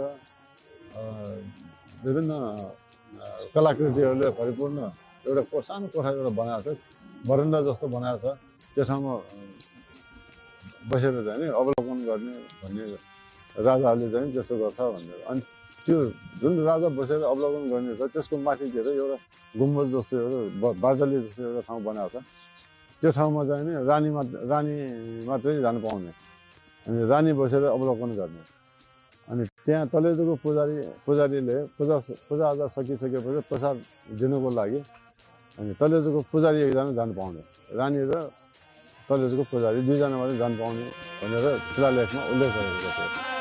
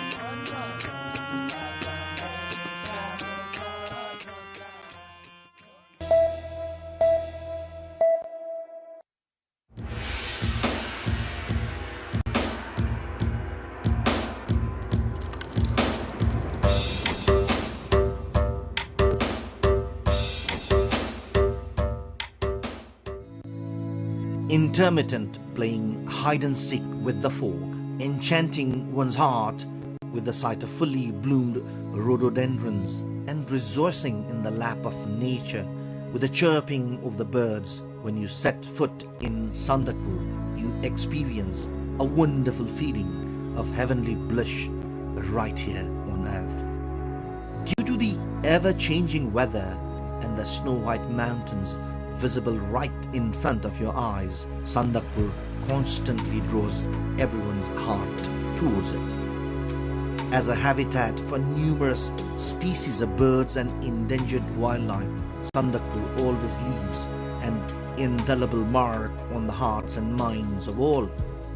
Situated at an altitude of 3,636 meters above the sea level, Sandakpur is located at Ward 2 and 4 of Sandakpur Rural Municipality in Nepal's eastern Ilam district. Embracing the mountains of Nepal, India and Bhutan, Sandakpur is the only place in South Asia where one can observe the Himalayas of all three countries. While enjoying the Himalayan settlements, one can observe the sunrise and sunset from Sandakpur. It is the only place in Nepal from where over 60 mountain peaks, including the Mount Everest, Kanchenjunga, Makalu, Pativara, and Kumbhakarna, can be seen from one spot. Being the source of the holy Mai River, one of the 4 major rivers in Elam, Sandakpur is also revered from a religious standpoint, attracting pilgrims from Sandakpur Ridge. The settlements of Elam, Jhapa, and West Bengal of India seem so close that it feels like you could hold them in the palm of your hand. The crimson glow of the sun rising from the Bay of Bengal in the morning, glittering upon the mountains. The joy of witnessing this form such a height is majestic. That is why in winter for the snow and during the monsoon for the rain, the number of visitors from both home and abroad to Sandakpur is on the rise. Among the different species of rhododendrons found in Nepal, 36 can be spotted just along the Sandakpur trek. The rhododendrons blooming all over the forest captivate every heart. With the chirping of birds, the cliffside honeybees, and the opportunity to study endangered species like the red panda, vultures, while enjoying nature, Sandakpur journey has captivated trekkers from around the world. Every year, more than 150,000 tourists from India, Bhutan, Bangladesh, and Europe visit Sandakpur. Known as the Bird's Eye Place, Sandakpur was declared a one province, one cultural village by Nepal government in 2018. However, the place still awaits infrastructures like drinking water, electricity, and proper trekking trails. Sandakpur can be reached after a 42-kilometer ride from the Elam headquarters via Mai Pokhari and Kalu Pokhari. Another route to Sandakpur is from Elam Bazar via Biblate, Sulubung, Mabu, and Kalu Pokhari.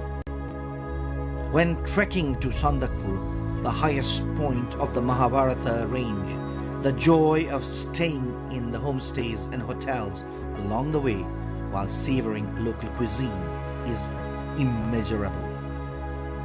While forging a connection with the Himalayan settlements, enjoying herbs and local produce, and playing in the snow in winter and the rain during the monsoon, you must visit Sandakpur at least once in your life.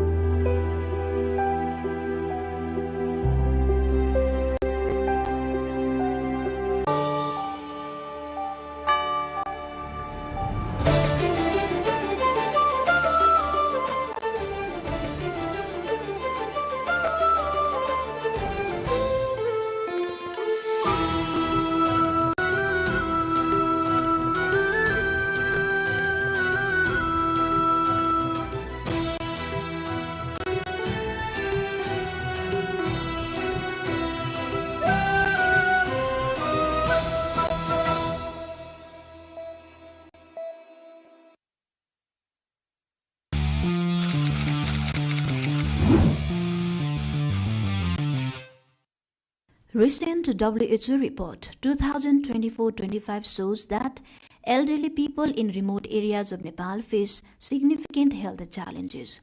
Over 85% of the senior citizens live in rural areas that often lack general health care access. As Nepal's rural villages increasingly becoming home to elderly citizens due to widespread youth migration, access to nearby health care is becoming a critical concern. In northern Thading, the expansion of services at rural health centers has begun to ease this long-standing challenge, particularly for senior citizens who often struggle to travel long distances. The number of elderly visiting the local rural health post has risen following the introduction of additional health services under the coordination of federal local government. Senior citizens and their families say the accessibility of treatment closer to home has made healthcare more accessible, affordable, and timely. साधारण भन्दा साधारण रोगले पनि च्याप्दाखेरि पहिला भनौँ न यो ग्रामीण अस्पताल नहुँदाखेरि या त धादिङ बेसी या त्रिशुली या त काठमाडौँ गएर उपचार गर्नु पर्थ्यो. For years, elderly residents of remote villages were compelled to travel to Kathmandu or Thading district headquarters, even for basic medical care, a journey that was physically demanding, costly, and often risky for older patients. To address the specific needs of elderly people, Khaniavas Rural Municipality in Thading has ensured 24-hour doctor accessibility at the Rural Health Center. Besides regular health checkups, the local government has also arranged free ambulance services across the municipality and provision for free essential medicines. The facility is easing access for elderly residents who have limited mobility and income. In addition, periodic health camps with specialist doctors are organized, with a particular focus on age-related issues such as eye problem, chronic disease, and general health screenings. The upgraded health center is also providing services to people from neighboring Nuwako district.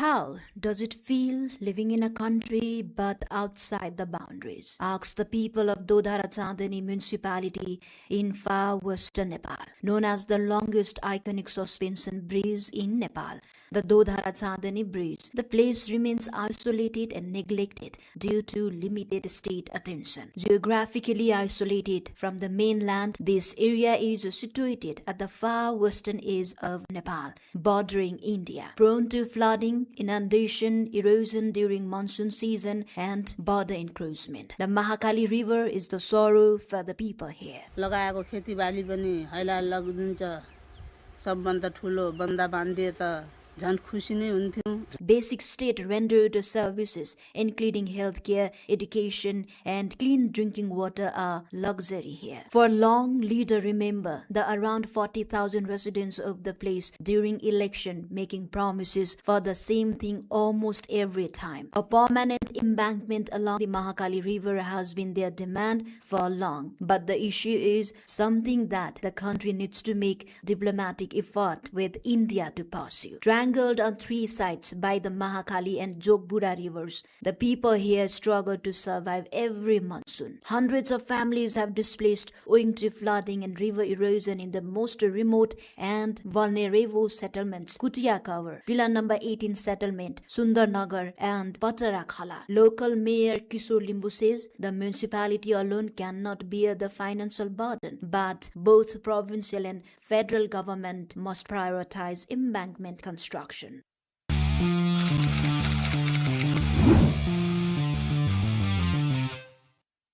Seasonal paddy production in Nepal's far western region is projected to decline by approximately 5% compared to the previous year.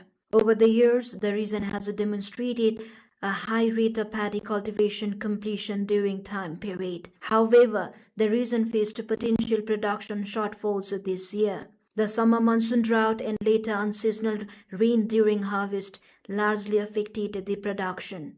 The region typically contributes about 10% of Nepal's total rice production. Despite being major contributors, the farmers in two major far western districts in Nepal, Kailali and Kanchanpur, are forced to sell their produce at a compromised price. This is leading to financial distress. Farmers lament the influx of cheaper rice from India, difficult for them to sell their paddy and even recover production cost. The paddy production this year in Kanchanpur recorded 218,000 metric tons. Kailali recorded 308,434 metric tons. Production declined in Kailali by 5.26% compared to last year.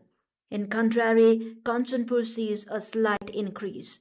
Only a small portion of 6,000 out of procured 40,000 quintals were purchased by the Food Management and Trading Company Limited. Having some additional procurement under the government quota, the majority of farmers' paddy remains stockpiled in warehouses.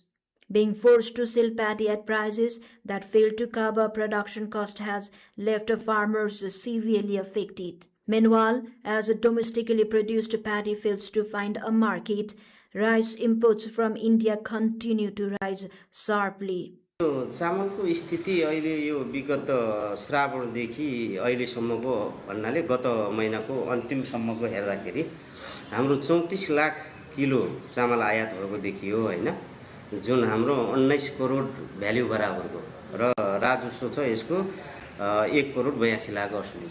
The government has fixed the minimum support price for coarse paddy at 3,463.81 Nepali rupee, equivalent to $23.79 per quintal.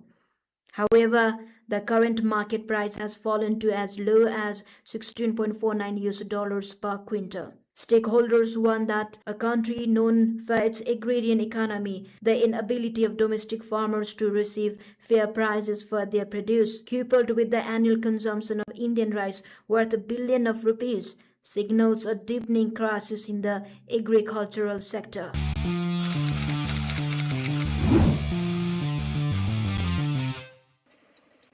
Taksar Bazar in Nepal's eastern Bhojpur district, once a major industrial and commercial hub, holds a unique place in the country's economic history. The name Taksar, meaning coin minting factory, reflects its historic role in minting coins during the Rana era, alongside its rich cultural heritage.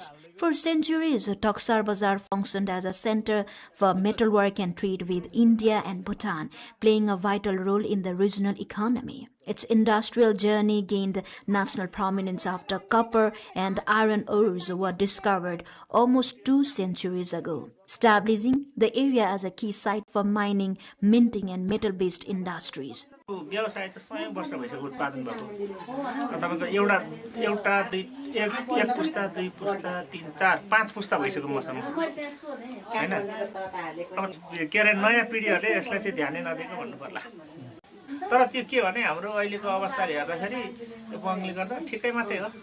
At its peak just a few decades ago, hundreds of small and medium-scale metal workshops operated here, and the bazaar was home to around 200 to 300 families. Today, only 5 workshops remain, struggling to survive while the population has dropped to just 40 to 45 families. Large-scale migration and the closure of industries have left much of the once bustling bazaar eerily quiet.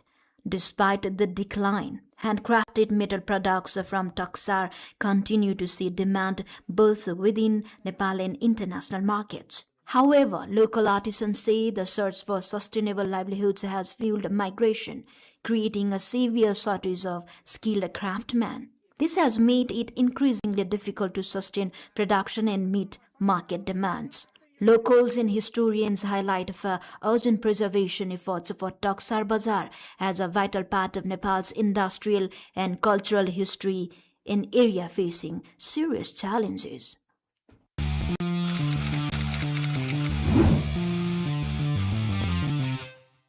Dang district in south has initiated its annual scientific census of water birds. Dang serves as an important wintering site for both native and migratory birds arriving from various regions, including the Arctic region. Species such as geese, gulls, and other water-dependent birds are commonly recorded during the winter season. The census aims to document the number of birds, species diversity, and habitat status in Nepal's rivers, lake, ponds, and wetland ecosystems, with a specific focus on Dang. Conducted under Bird Conservation Nepal, BC, and the survey is part of the country's nationwide annual waterbird monitoring program. कुन प्रजातिका चराहरू आउँछन् र कस्ता कस्ता चराको जोखिम के छ त्यो पहिचान गर्नका लागि हामीले यो जाडो सिजनमा हामी चराहरूको चाहिँ तथ्याङ्क सर्वे गर्दैछौँ. The data collected is expected to inform national conservation planning and wetland management efforts. The 2024 Asian Waterbird Census (AWC) in Nepal identified positive signs with more than 53 species recorded. However, migratory birds continue to face threats such as habitat loss, pollution, human disturbance, hunting, and climate change. Nepal is home to over 200 native bird species that depend on wetlands and water bodies, of which around 100 are migratory.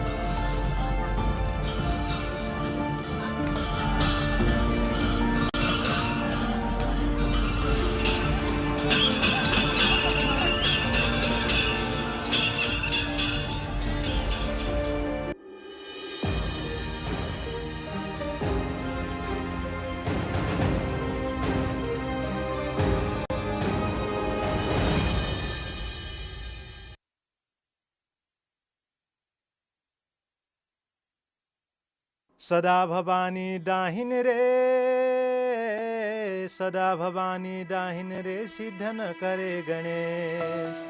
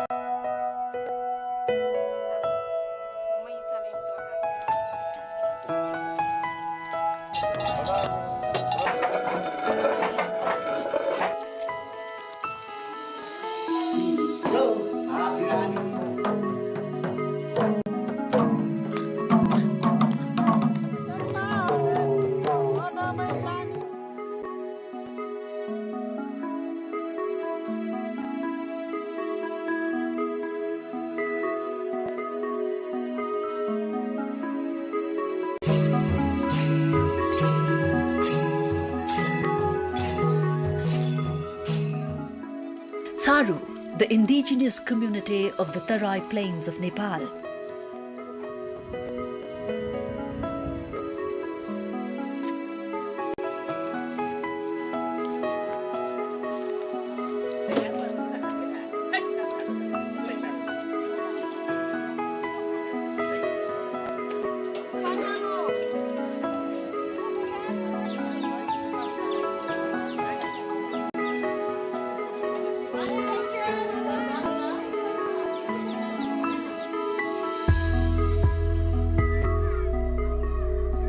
The Tharu community settled in the dense forest of Tarai and transformed it into a granary.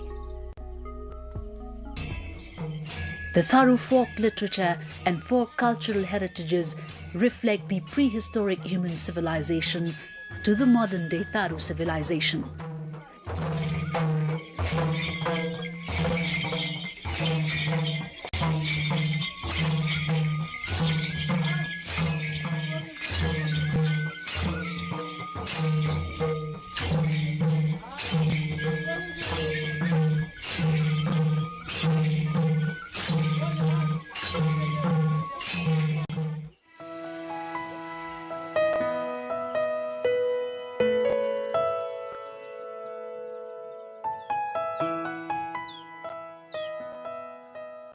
The traditional houses, clay-made utensils, wooden items, tribal words, and use of tantric phrases exemplify it.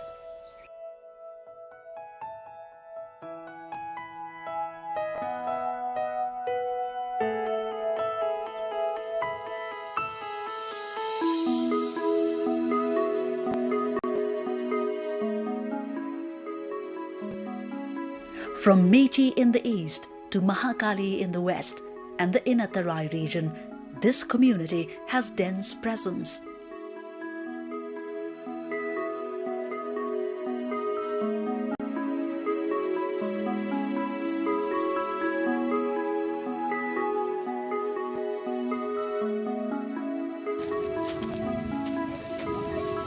Acknowledging the fact that all Tharus of Nepal are not of the same origin on basis of culture, Dang district is considered as the main place of origin of all Tharus except the Rana Tharus and Kataria Tharu of Kanchanpur district.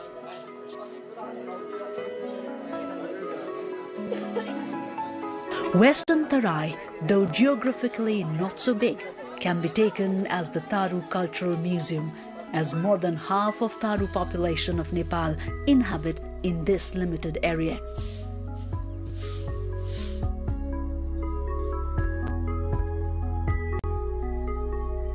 Rana Tharu, Kataria Tharu and Dangora Tharu hold a distinct identity in the Western Tarai Plains. Above this, Dang Valley being the main origin of most of the Tharus, the Tharu culture here has preserved the cultural heritages of the overall Tharus of Western Nepal.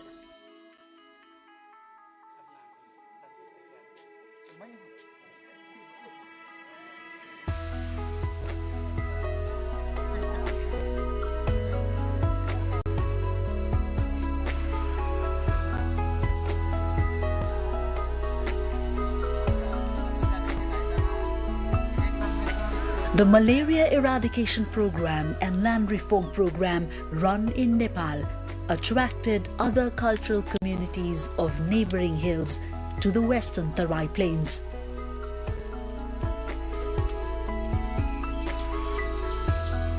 The Tharus living exclusively and independently with their cultural traditions opted to migrate to Banke, Bardia, Kailali, Kanchanpur and Surkhet Valley, with the increase of an ambience of coexistence with other communities.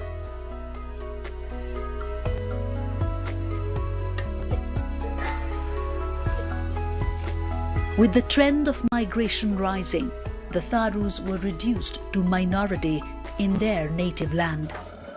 Nonetheless, they were successful in retaining and conserving their cultural heritage that originated in the soils of Western Plains.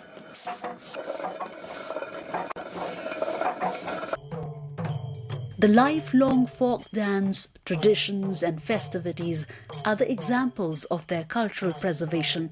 The Tharus have successfully kept alive traditional practices, spirit, mutual unity and harmony, which are an eminent part of their lives today as well.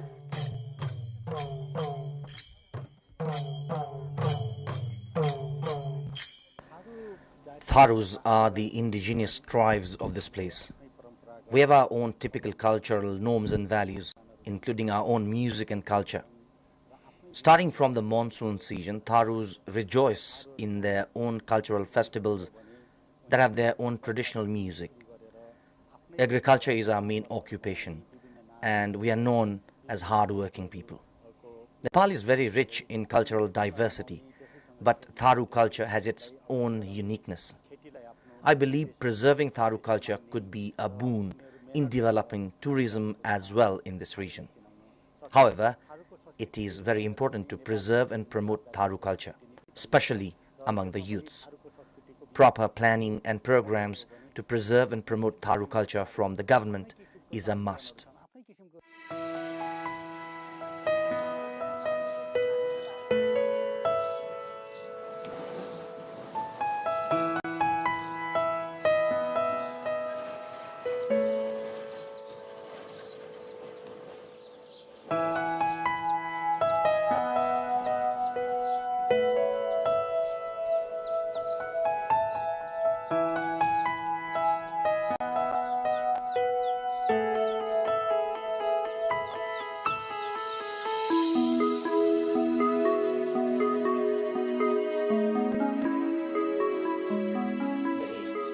Tharu festivals, culture, traditions and practices are special and significant. As the Tharus were able to retain their traditions, their cultures have become lifelong, which indeed reflects their originality. In the cultural perspective, every month holds significance for the Tharu community.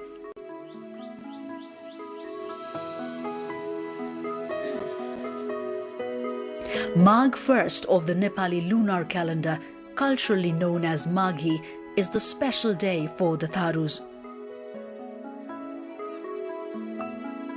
Maghi is not only a festival for them, it is the beginning of a new fiscal year. A special acceleration and fervour infuses the homes of every Tharu during the Maghi festival.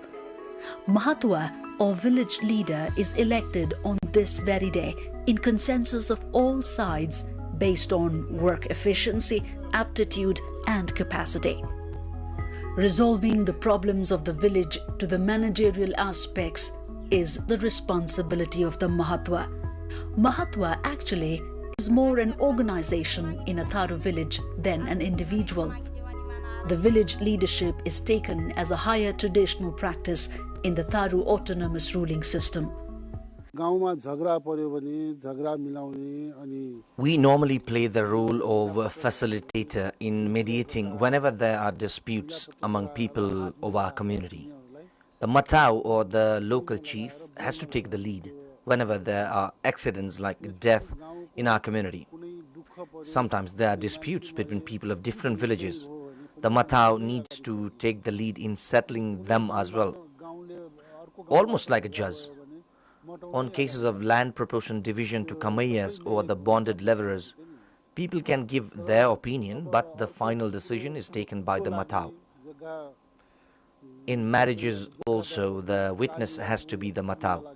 Later, if the couple has any problems, the Matau needs to be the one to settle their dispute.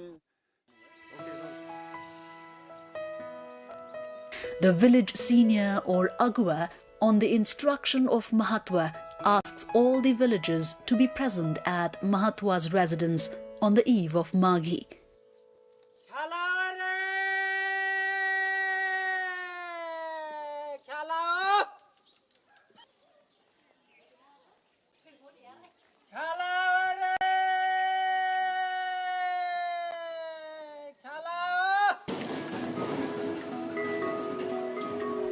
Khyala is the village council of Tharus, where every decision is taken in consensus of all sides.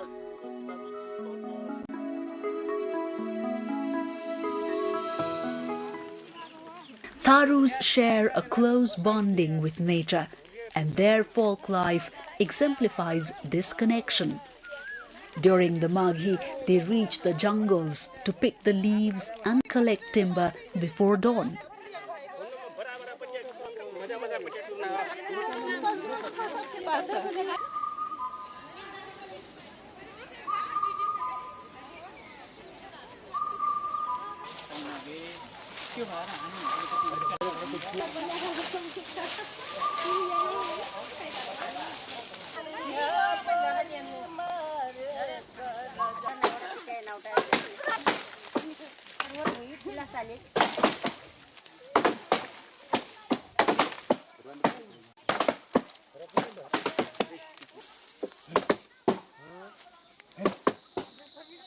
Some go for fishing, as fish is the speciality of Tharu dishes.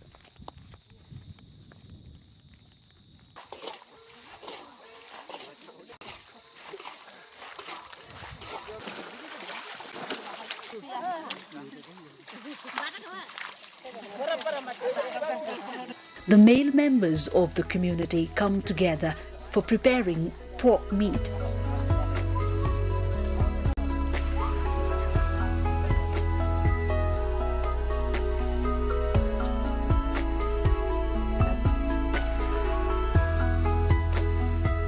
While the Tharu women get busy in cooking delicious dishes like tikri and making alcohol at home. This kind of cultural activities is not only a necessity, but also a higher degree of practice of unity and teamwork within a village.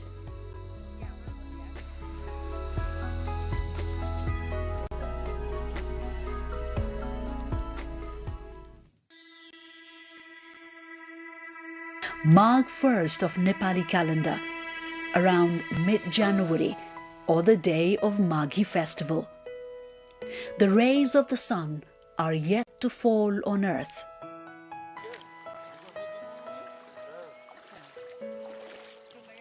The riverbanks are crowded by people taking a holy dip.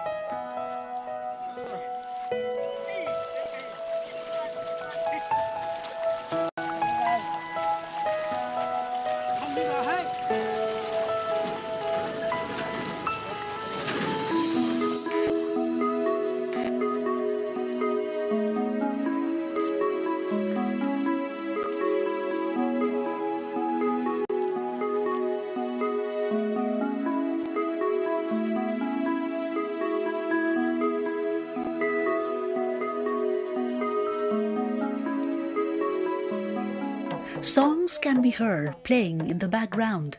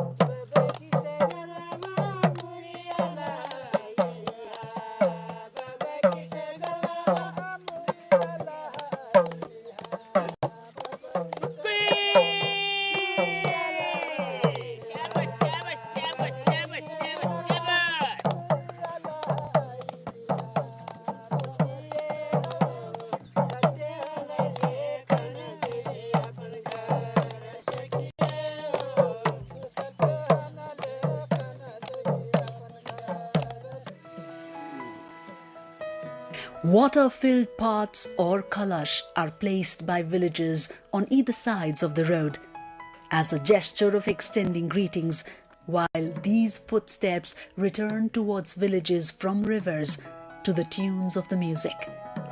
Sprinkling the holy water of kalash, a group of elderly reach the home of Mahatwa to extend greetings and for Maghi assembly. They take a seat after greeting him.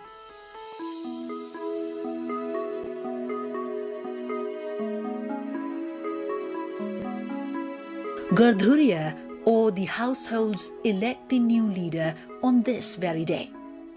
The assembly concludes after reviewing the overall activities of the previous year and chalking out the new plans for the new year. This is followed by feast and dance. Women perform the traditional Tharu dance of Maghauta.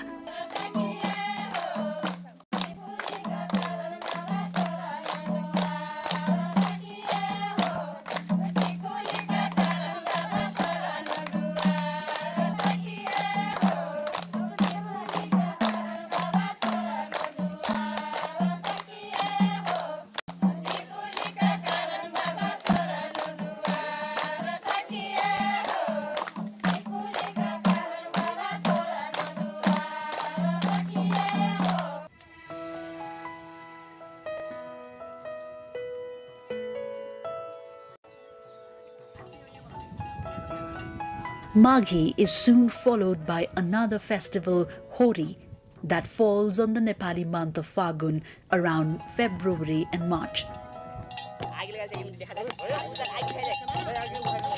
This festival is celebrated by the Tharus ritualistically.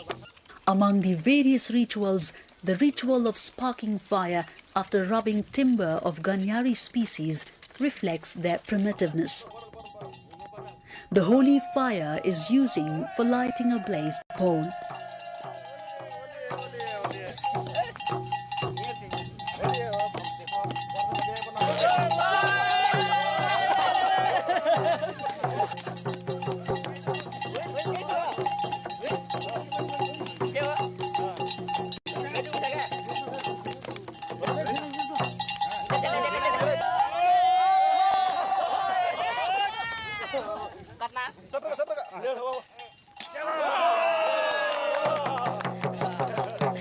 The fire used for lighting the pole is taken to home by every Gardhurya and kept safely.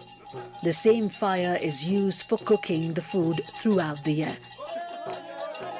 Fag, that is sung marking this occasion, has lusty lines. In the ancient times, it was called Madan Utsav, or festivity of lust or passion.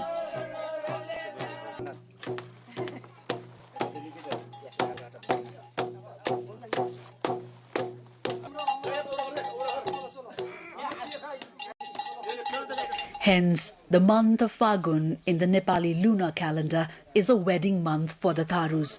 Following the agreement by the family of the girl and the boy for their marriage, Tekoni, a ritual of give and take, is marked.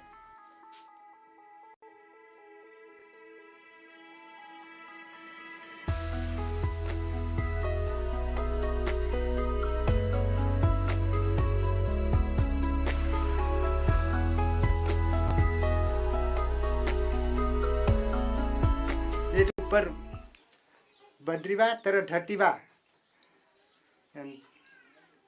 एक भी लौटबान नहीं कर ना नहीं कर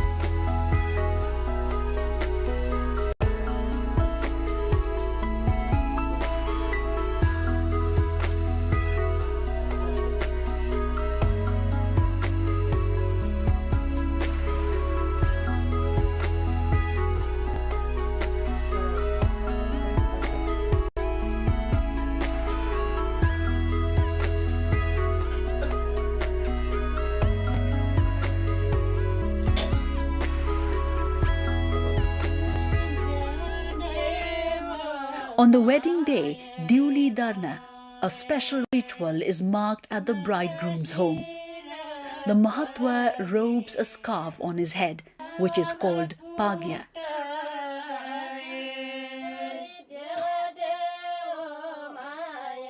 The groom takes out barchi from his native worship place, Dewhar.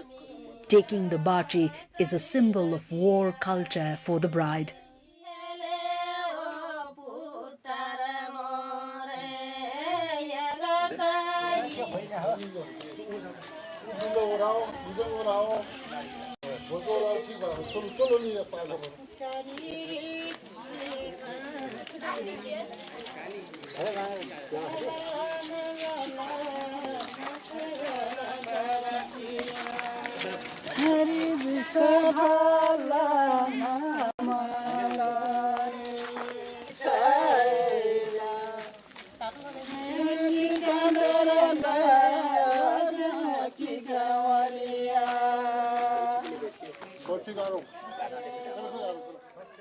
While heading to the bride's home, the groom is offered sweet delicacies by his neighbors.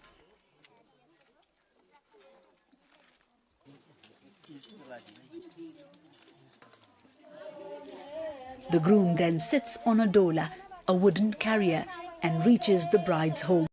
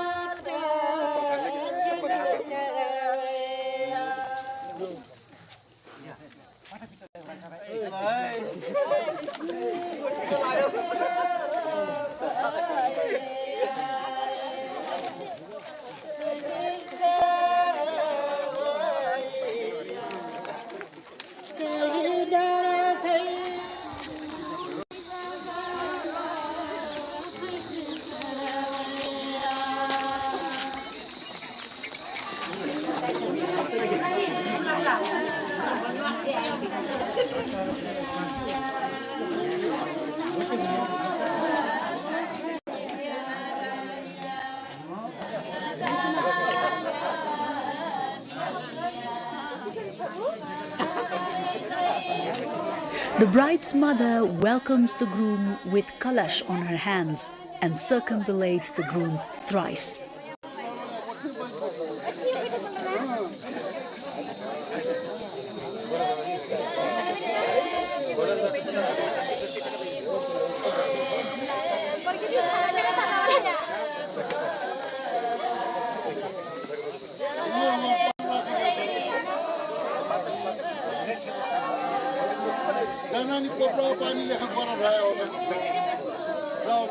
The sister-in-laws wash the feet of the groom.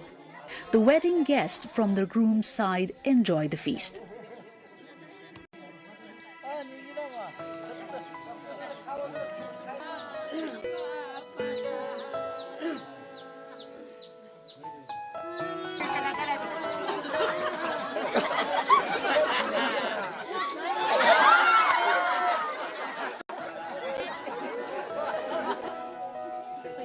Tears well in the eyes of bride as she is bidden farewell by her family members.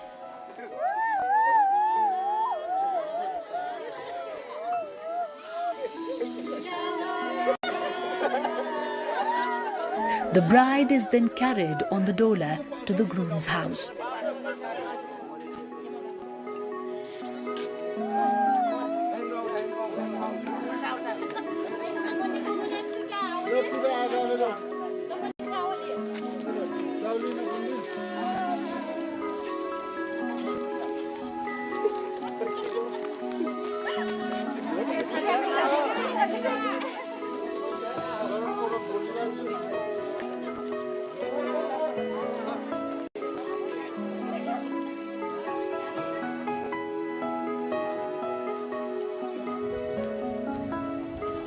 Bhojinya sprinkles rice grains on the yard.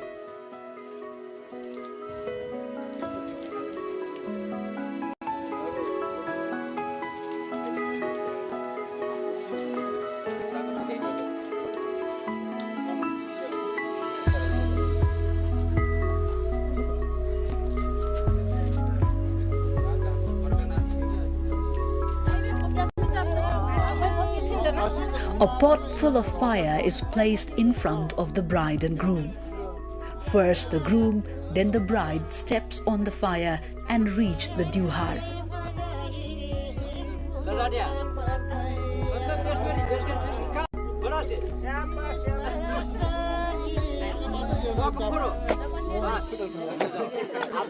Folk belief has it that stepping on the fire by the newlyweds means accepting each other, keeping the god of fire as a witness. The sisters of the groom then take certain amount as a gift and clear the way for the newlyweds.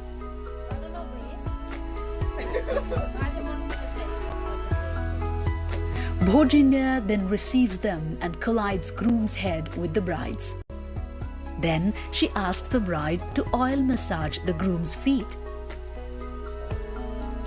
After the feast, the celebration continues amid singing and dancing, performing traditional chokra and jhumra dance.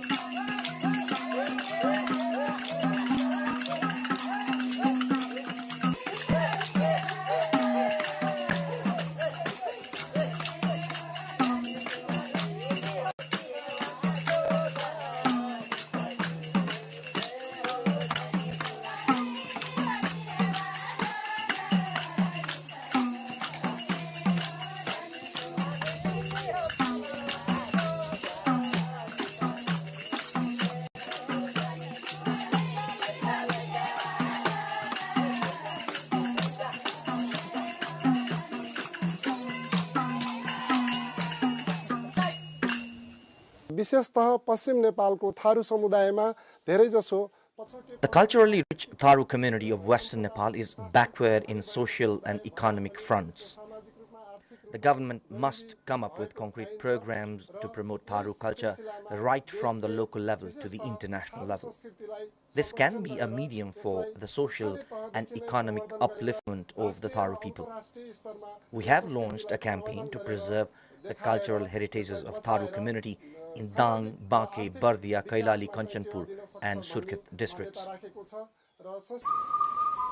The Nepali month of Chaitra and Baisakh, or the spring season, is the season of going to the jungles for collecting timber and fodder. The men and women together go to the jungles. They sing Sajana Maina Tharu folk songs while picking leaves or collecting timber. The word Sajana comes from the Hindi language and indicates the folk song has high amount of love and passion, while Maina is the folk song in which the lovers or a girl expresses her inner feelings, symbolizing the bird Maina as a medium.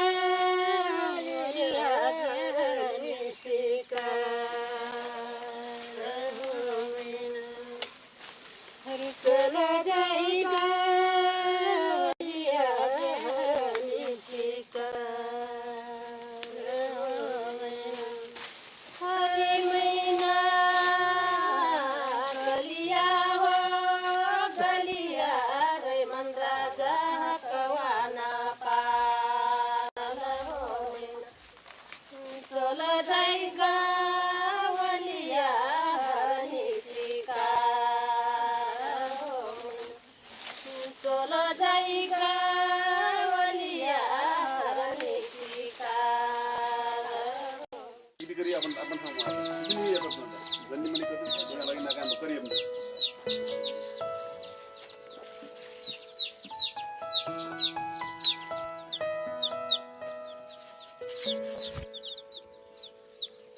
the folk cultural rituals of Tharus, the special ritual of Rath Lausarna and Dhurra Lausarna are considered important and are held by Dharhaya Gurua for maternal and neonatal health in the Nepali month of Jesta and Kartik.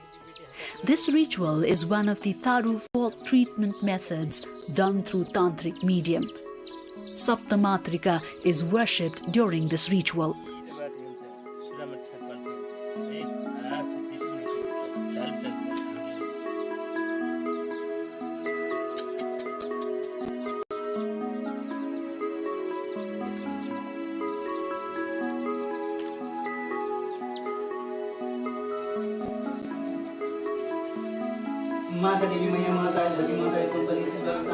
According to nature science, with the change in each season, the favorable and unfavorable effects of the seasonal change are seen in humans, animal, and the entire environment.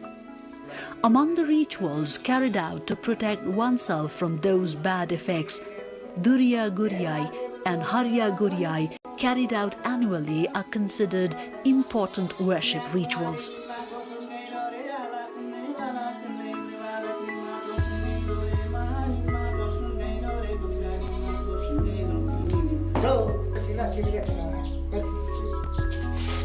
After the Dhurya Guryai that is organized in the month of Jesta, the band, musical instruments and dance performances are resumed after concluding Harya Guryai in the month of Bhadra.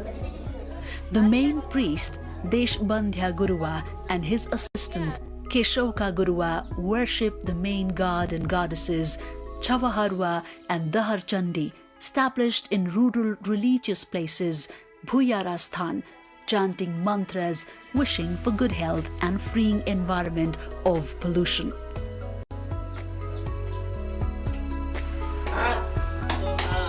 The Tharus share a close relation with the forest, and as tiger inhabits in the forest, it is worshipped as Bagreshi goddess in Tharu folk culture.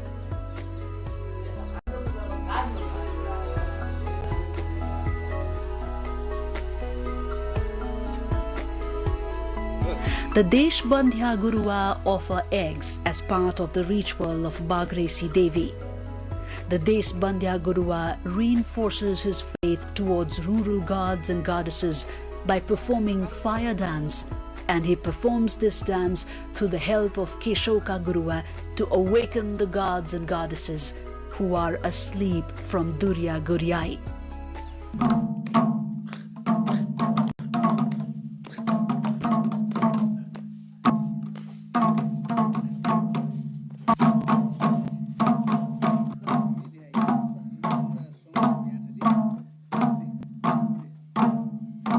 There is a folk belief that the classical tunes of traditional musical instrument madal used during the fire dance eventually chases the evil spirit away.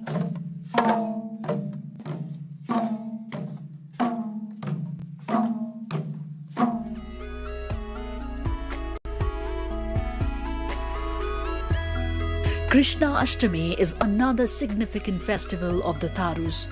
On this very day, Lord Krishna is worshipped by putting on a huge tika.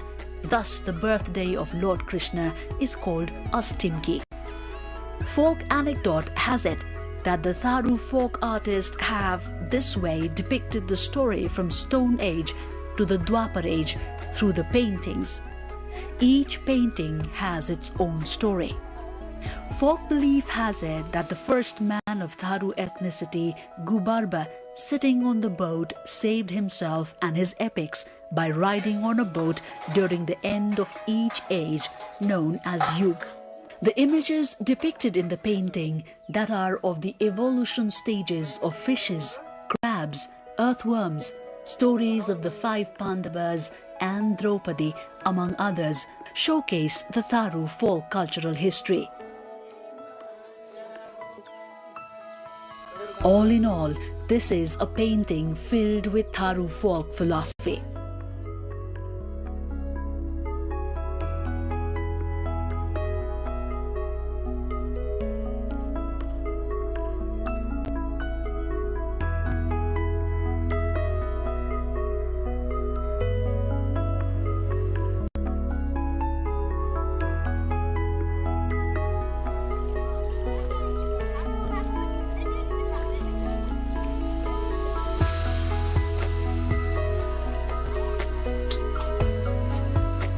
Dasai, or the Dasya, is the other important festival of the Tharus. The Tharus have a tradition of holding special worships for the deceased ancestors during this festival. The wife of the Mahatwa prepares a special kind of delicacy, dhikri, for offering it as a prasad or offering to the deceased ancestors. The Mahatwa at the worship place of his residence, Dewhar, offer these special delicacies to the deceased ancestors and the clan of gods and goddesses.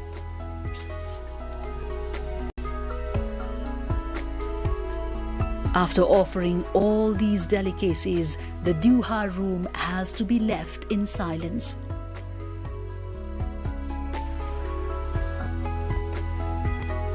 The sacrifice of a wax gourd is taken as an alternative to the existing practice of sacrificing since ancient age.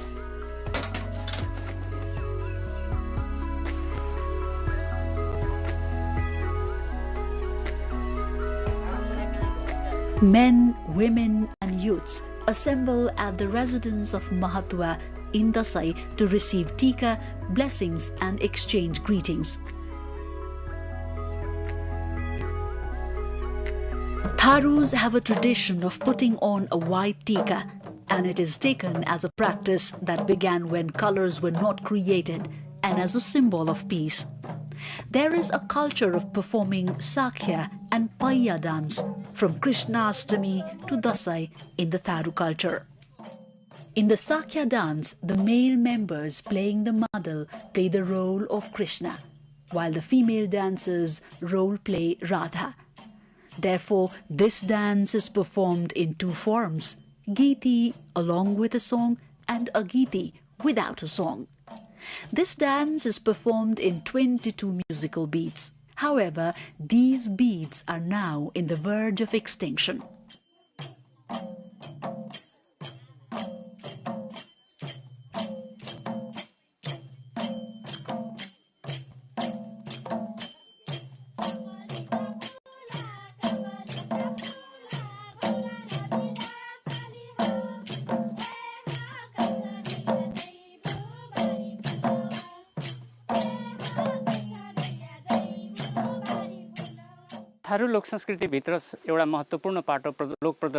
Demonstrative art is an integral part of folk Tharu culture. Sakhya and Paiya folk dances performed during Dasai festival are some examples. It is believed that these folk dances have up to 22 different beats. However, today we hardly find musicians and dancers who can play or perform all these 22 different beats. Only limited beats are performed these days. This demands further research and preservation efforts. Likewise, the Tharu folk literature is equally rich in romanticism. They are found in abundance in Tharu folklores and songs.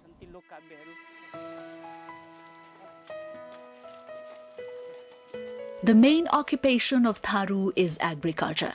They enjoy in the fields and prefer to toil there. They seek the base of their livelihood through agriculture. They are pursuing their life ahead by being close to the nature.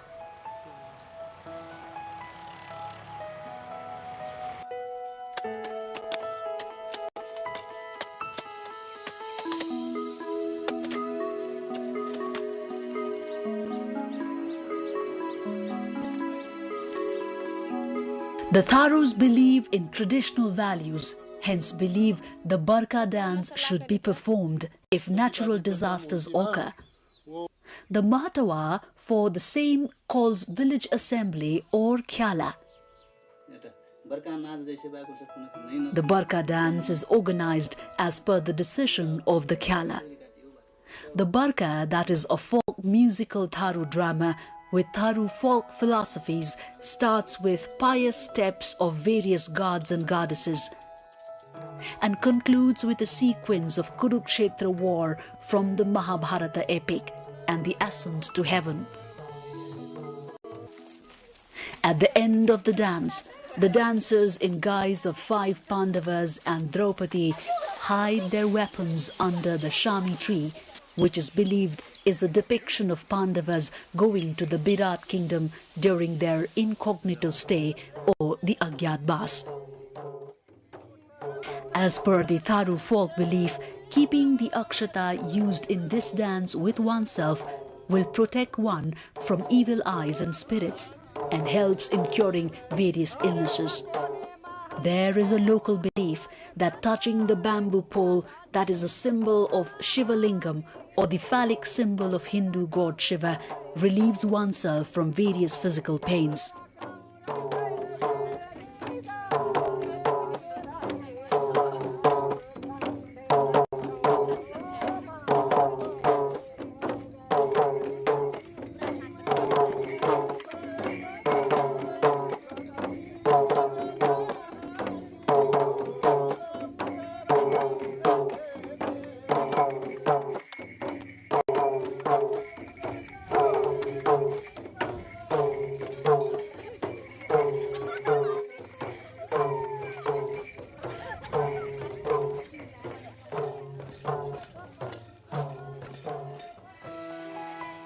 The Tharu culture that is based on self-identity is at present on the verge of extinction. A generation gap is developing between the older and the younger Tharu generation.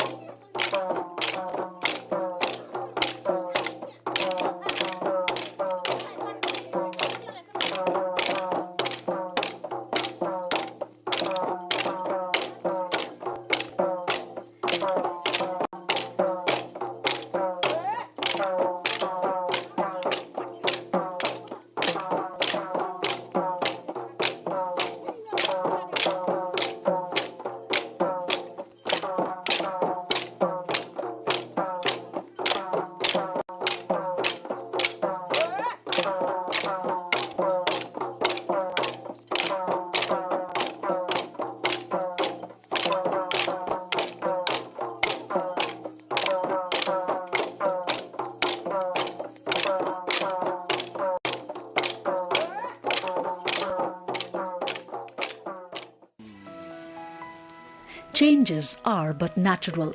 However, extinction of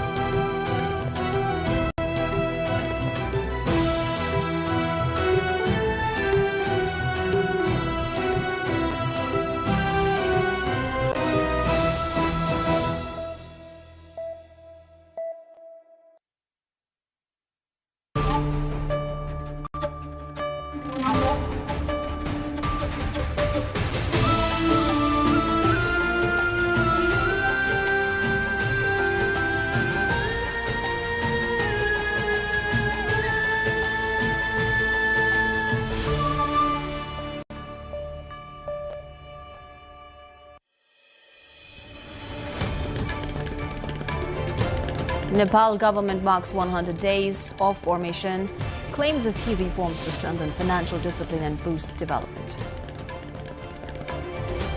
Nepal's Election Commission ramps up efforts for free and accessible March 5 elections. Government finalizes legal frameworks and amends election laws.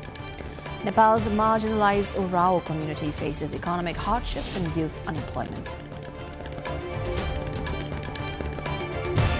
Bangladesh tightens security after youth leaders killing. Major newspapers also targeted during coordinated mob attacks. US carries massive strike against Islamic State in Syria. Move comes in response to deadly attack on Syria-based American forces. And India's East Bengal club lifts title of the maiden SAF Women's Club Championship 2025, defeats Nepal's APF 3-0 in final held in Kathmandu.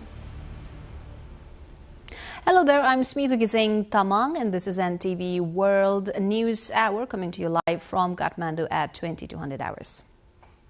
Now the news in detail. Nepal government says it has taken concrete steps to strengthen financial discipline and curb unnecessary public spending within its first 100 days in office. Formed after the Gen Z movement, the government completed its 100-day term this week, focusing on fiscal governance and cost control. Authorities have withdrawn around 500 security personnel and vehicles deployed outside official standards, redirecting them to public service. 38 unnecessary offices have been dissolved and 323 vacant posts cut, reducing the state's financial burden. The government has also reprioritized nearly 119 billion rupees in the national budget, channeling funds towards major development projects. Preparations for upcoming elections are also completed with assurances of full security. The government believes these reforms will strengthen good governance and public trust. Nepal's Election Commission has finalized a total of 10,967 polling stations nationwide for the House of Representatives election scheduled for March 5. To make voting more accessible, the Commission added 168 new polling stations beyond earlier estimates. Previously, 10,892 polling stations had been proposed. At the same time, 93 stations that were either unused or no longer practical have been scrapped. Election officials say polling locations that were inconvenient for voters have been relocated to more accessible areas. During the review process, errors in polling station names and addresses are also being corrected, and voters are being partially or fully reassigned to nearby voter-friendly locations. The Commission says these measures aim to ensure smooth, inclusive and orderly voting across the country. Nepal's marginalized Orao community, also known as Jagad, remains marginalized, facing persistent economic hardship that limits access to education, employment and government services. They often rely on a single income, constraining daily living and children's education. Despite preserving a distinct language, culture and festivals, youth unemployment remains high due to structural economic barriers. The 2021 census records their population at 46,840, highlighting the community's small but socially significant presence and the need for targeted development support. We bring you more on this in our cover story. Tens of thousands of Bangladeshi mourners, including the country's interim government leader, attended the funeral on Saturday of a slain youth leader and election candidate amid tight security. 32-year-old Sharif Osman Hadi, a key figure in last year's student-led uprising that toppled longtime Prime Minister Sheikh Hasina, was shot in the head by masked assailants in Dhaka last week while launching his campaign for an election due in February. He died on Thursday in Singapore after 6 days on life support. His death has prompted a wave of unrest in the South Asian nation that included coordinated mob attacks on major newspapers and cultural institutions. Police and paramilitary forces were deployed across the capital for Saturday's funeral, but there were no reports of any renewed violence. Interim government leader Muhammad Yunus said Hadi's legacy would endure, describing the funeral as a collective pledge to uphold the ideals he had championed. Bangladesh is to elect a new parliament on February 12, a transition many hope will help the Muslim-majority nation of 175 million people recover from nearly 2 years of instability and reclaim its position as a regional success story. But frequent bouts of violent protests and political wrangling among disparate groups, including Islamist hardliners, have punctured the national sense of euphoria that arose after Hasina was ousted in August 2024. The US says its military has carried out a massive strike against the Islamic State group IS in Syria in response to a deadly attack on American forces in the country. The US Central Command CENTCOM said fighter jets, attack helicopters and artillery struck more than 70 targets at multiple locations across central Syria. Aircraft from Jordan were also involved. It said the operation employed more than 100 precision munitions targeting known IS infrastructure and weapon sites. President Donald Trump said they are striking very strongly against IS strongholds following the 13 December IS ambush in the city of Palmyra, in which 2 US soldiers and a US civilian interpreter were killed. IS has not publicly commented on the attacks.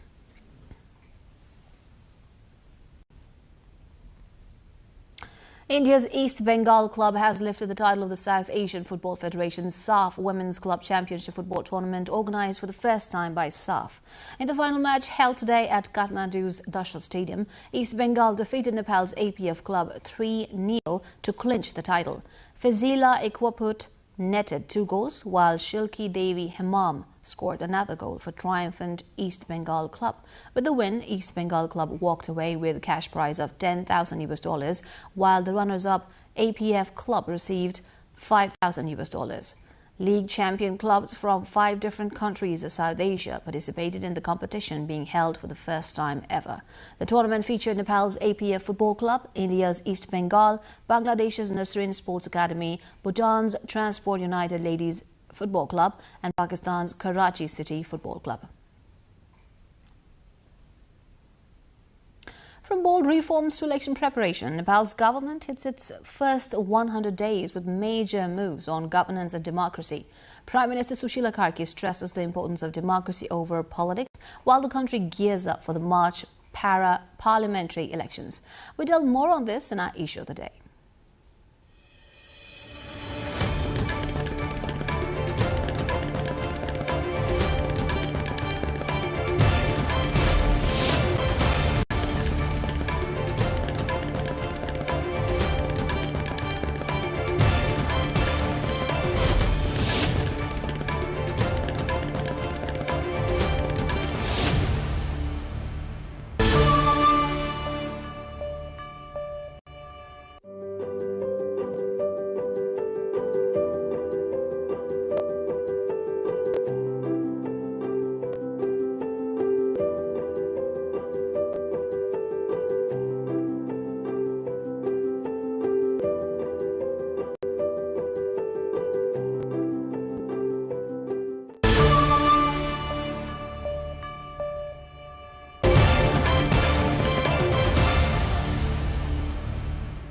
You're with NTV World and this is the News Hour. Born out of the Gen Z-led movement in early September, the Sushila Karki-led government has marked its first 100 days in office, pointing to cost-cutting measures, service delivery and steps towards good governance. Our colleagues Sarah Sapsanamarai and Kamala Aryal explain more on this. The Sushila Karki-led government has completed its first 100 days in office since the Gen Z-led movement in early September. During this period, the government sought to reduce public expenditure by cutting what it termed unnecessary 500 security deployments and public positions, redirecting those resources toward public service delivery. It also scrapped 38 offices and 323 vacancies. According to the Office of the Prime Minister and Council of Ministers, the government has also reoriented a budget of approximately 119 billion rupees. The cabinet endorsed measures aimed at stabilizing fragile sectors, facilitating recovery and ensuring the continuity of economic activities following violence and arson that had paralyzed businesses and destroyed assets across the country. Through its Hello Sarkar program, the government addressed more than 50,000 public complaints. It also claims to have ensured the distribution of 200 million litres of Melamchi water to Kathmandu and added 101 megawatts of electricity to the national transmission line. Prime Minister Sushila Karki has stated that all preparations for the upcoming elections have been completed and assured that no compromise will be made on election security. सरकार तोकिएको समयमै निष्पक्ष र भयरहित वातावरणमा चुनाव सम्पन्न गर्न चट्टान झैँ दृढ छ। यस 100 दिनको अवधिमा फजुल खर्च नियन्त्रण र वित्तीय सुशासनमा ठोस कदम चालिएको छ। पदमा रहँदा र अवकाश भइसकेपछि पनि कतिपयले लिइरहेको अनधिकृत र अवांछित सुविधा कटौती गरेर जनताले तिरेको कर जोगाइएको छ। मिले मतोमा ठेक्का हात पार्ने विकास आयोजनाहरूको कामै नगर्ने र राज्यको स्रोत साधन दुरुपयोग गर्नेहरूको माखे साङ्लो तोड्न पनि सरकार लागि परेको छ। The government has declared 45 individuals who lost their lives during the Gen Z movement as martyrs and has taken measures to support medical treatment for the injured and secure their livelihoods. Repair work on infrastructure damaged during the movement has already begun, with resources mobilized from the Physical Infrastructure Reconstruction Fund. Experts stress sustained good governance will depend on the sincerity of political parties and the bureaucracy in curbing unnecessary expenditures. अनावश्यक खर्चहरू कुन शीर्षकमा कुन उपशीर्षकमा भइराखेका छन् भन्ने कुराको सन्दर्भमा त्यहाँनेरि अध्ययन गरेर घटाउनु पर्ने त्यसका अध्ययनहरू पनि आएका छन् हैन। अब मूलतः भनौं न जुन खर्च नगरे पनि हुन्छ, नगर्दा राजस्वमा असर पनि पर्दैन, रोजगारीमा असर पनि पर्दैन, उत्पादनमा असर पनि पर्दैन, ती खर्च घटाउनु पर्छ। Members of the public have welcomed the government's initiative toward good governance, reflecting the spirit of the Gen Z movement. Resources limited भए पनि त्यसलाई proper way मा कता युटिलाइज गर्ने कुराहरू छ जुन चाहिँ हाम्रो बजेटमा पनि एक्सपेन्सेस र हाम्रो हैन कहाँ युटिलाइज गर्नुपर्छ कुराहरू त्यो प्रष्ट रूपमा चाहिँ हाम्रो बजेटमै हुन्छ। इकोनोमिकली पनि अलि हामी कमै छौं हैन, त्यसकारण पनि सरकारले केयरफुल नै हुनुपर्छ कहाँ खर्च गरिरहेछ, केमा खर्च गरिरहेछ भनेर हैन। अब यत्रो आन्दोलन भयो, यो आन्दोलनको एउटा थीम पनि के हो भने इकोनोमिकल कुरा पनि हो हैन। बाहिर खर्च गर्न रोक्नको लागि जनतालाई सचेत गर्नु पर्यो, जनता पनि सचेत हुनु पर्यो। Renewed push by investigative agencies to resume major criminal and corruption cases previously suppressed through abuse of authority has also been widely praised. The government says it hopes these steps will ultimately strengthen accountability and good governance. Marking 100 days in office, Prime Minister Sushila Karki reaffirmed a full commitment to good governance. The Prime Minister confirmed that the House of Representatives election will be held in March and said democracy must take priority over political victory or defeat. आज म हाम्रा स्वाभिमानी र गौरवशाली नागरिकहरूका सामु एउटा विशेष र दृढ संकल्पका साथ उपस्थित भएकी छु।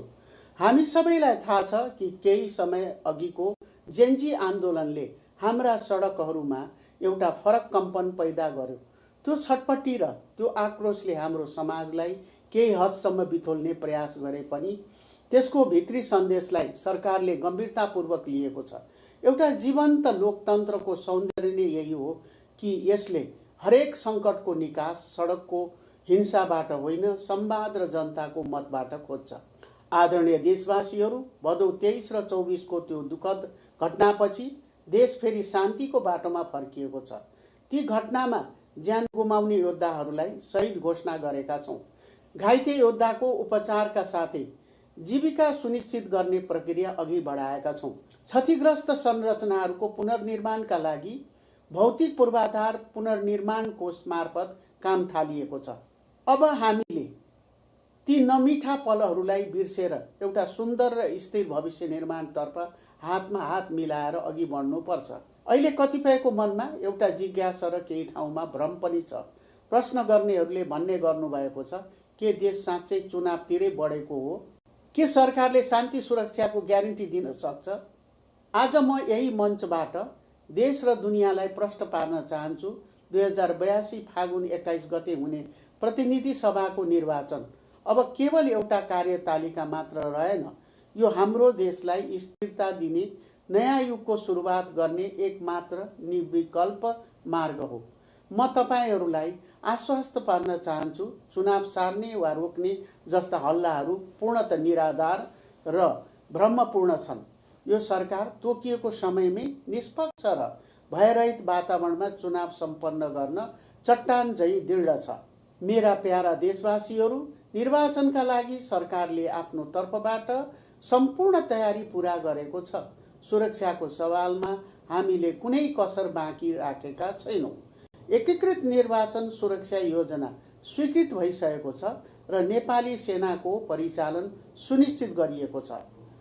आन्दोलनका क्रममा लुटिएका 1342 स्थानमध्ये अधिकांश हतियार बरामद गरिसकिएको छ। यस अतिरिक्त अन्य 32 स्थान हतियार पनि प्रहरीले नियन्त्रणमा लिएको छ।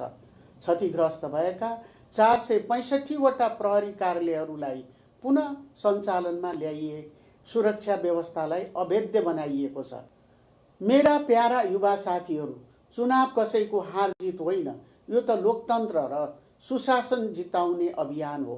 तपाईहरूले चाहेको भ्रष्टाचार मुक्त समाज र सुशासनयुक्त सरकारको चाहना पूरा गर्ने वैधानिक बाटो चुनाव नै हो। सडकको आन्दोलनले प्रश्न उठाउँछ तर मतपत्रले समाधान दिन्छ। तपाईको प्रत्येक भोटको सुरक्षा राज्यले गर्छ।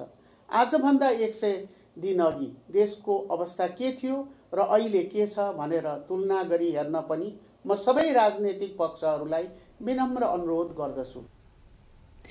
With the March 5, 2026 parliamentary elections approaching, Nepal's interim government has placed elections at the center of its agenda, pushing legal, policy and security reforms to ensure polls are held on schedule. Vijeta Bandari, along with Keshav Raj Bista, brings in-depth coverage on government's ongoing efforts. The interim government of Nepal, formed after the Gen Z protests of September 8 and 9, is concentrating all of its attention on the upcoming March 5, 2026 elections. The tasks completed by the current interim government include formulating the necessary laws, policies and guidelines, as well as arranging the required budget. Formed with a mandate to hold elections for all members of the House of Representatives, the current government has intensified election preparations. The government has issued ordinances to introduce necessary laws to help it along the way for conducting the election on the scheduled date. The government has amended provisions in the House of Representatives Member Election Act 2017 by issuing the House of Representatives Member Election First Amendment Ordinance 2025. This amendment ensures representation of all communities under the proportional representation electoral system for the House of Representatives members. Similarly, by amending the Voter Registration Act, the government has ensured voting rights for 837,000 new young voters, even after the announcement of the election date. The government has also approved and implemented the Integrated Election Security Plan 2025, which ensures the deployment of the Nepal Army for election security. तो पूर्ण रूपमा निष्पक्ष, स्वतन्त्र र धाँधली रहित चुनाव गराउने कुराहरुमा तपाईकै यही लोकप्रिय सञ्चार माध्यम मार्फत म सबै राजनीतिक दल र जनताहरूलाई स्वतन्त्र, निष्पक्ष र धाँधली रहित चुनाव हुन्छ र गराउने कुरामा सरकारको प्रतिबद्धता व्यक्त गर्न चाहन्छु. The government believes that elections are the only legitimate path to ensuring democracy and that the election scheduled for March 5 will open the door to change. The Urao community in Kanchanpur district continues to face social and economic marginalization, struggling with limited access to education and government support. Despite progress among the youth, stable income and better living standards remain out of reach. More on this in our cover story of the day.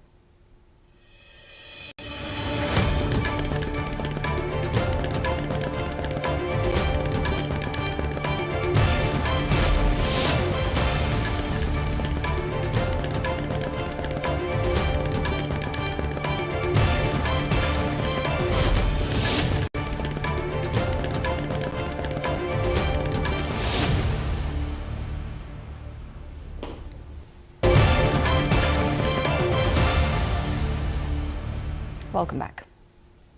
Nepal's Urao community, classified as marginalized, has been economically left far behind, while it also remains largely outside the reach of state support.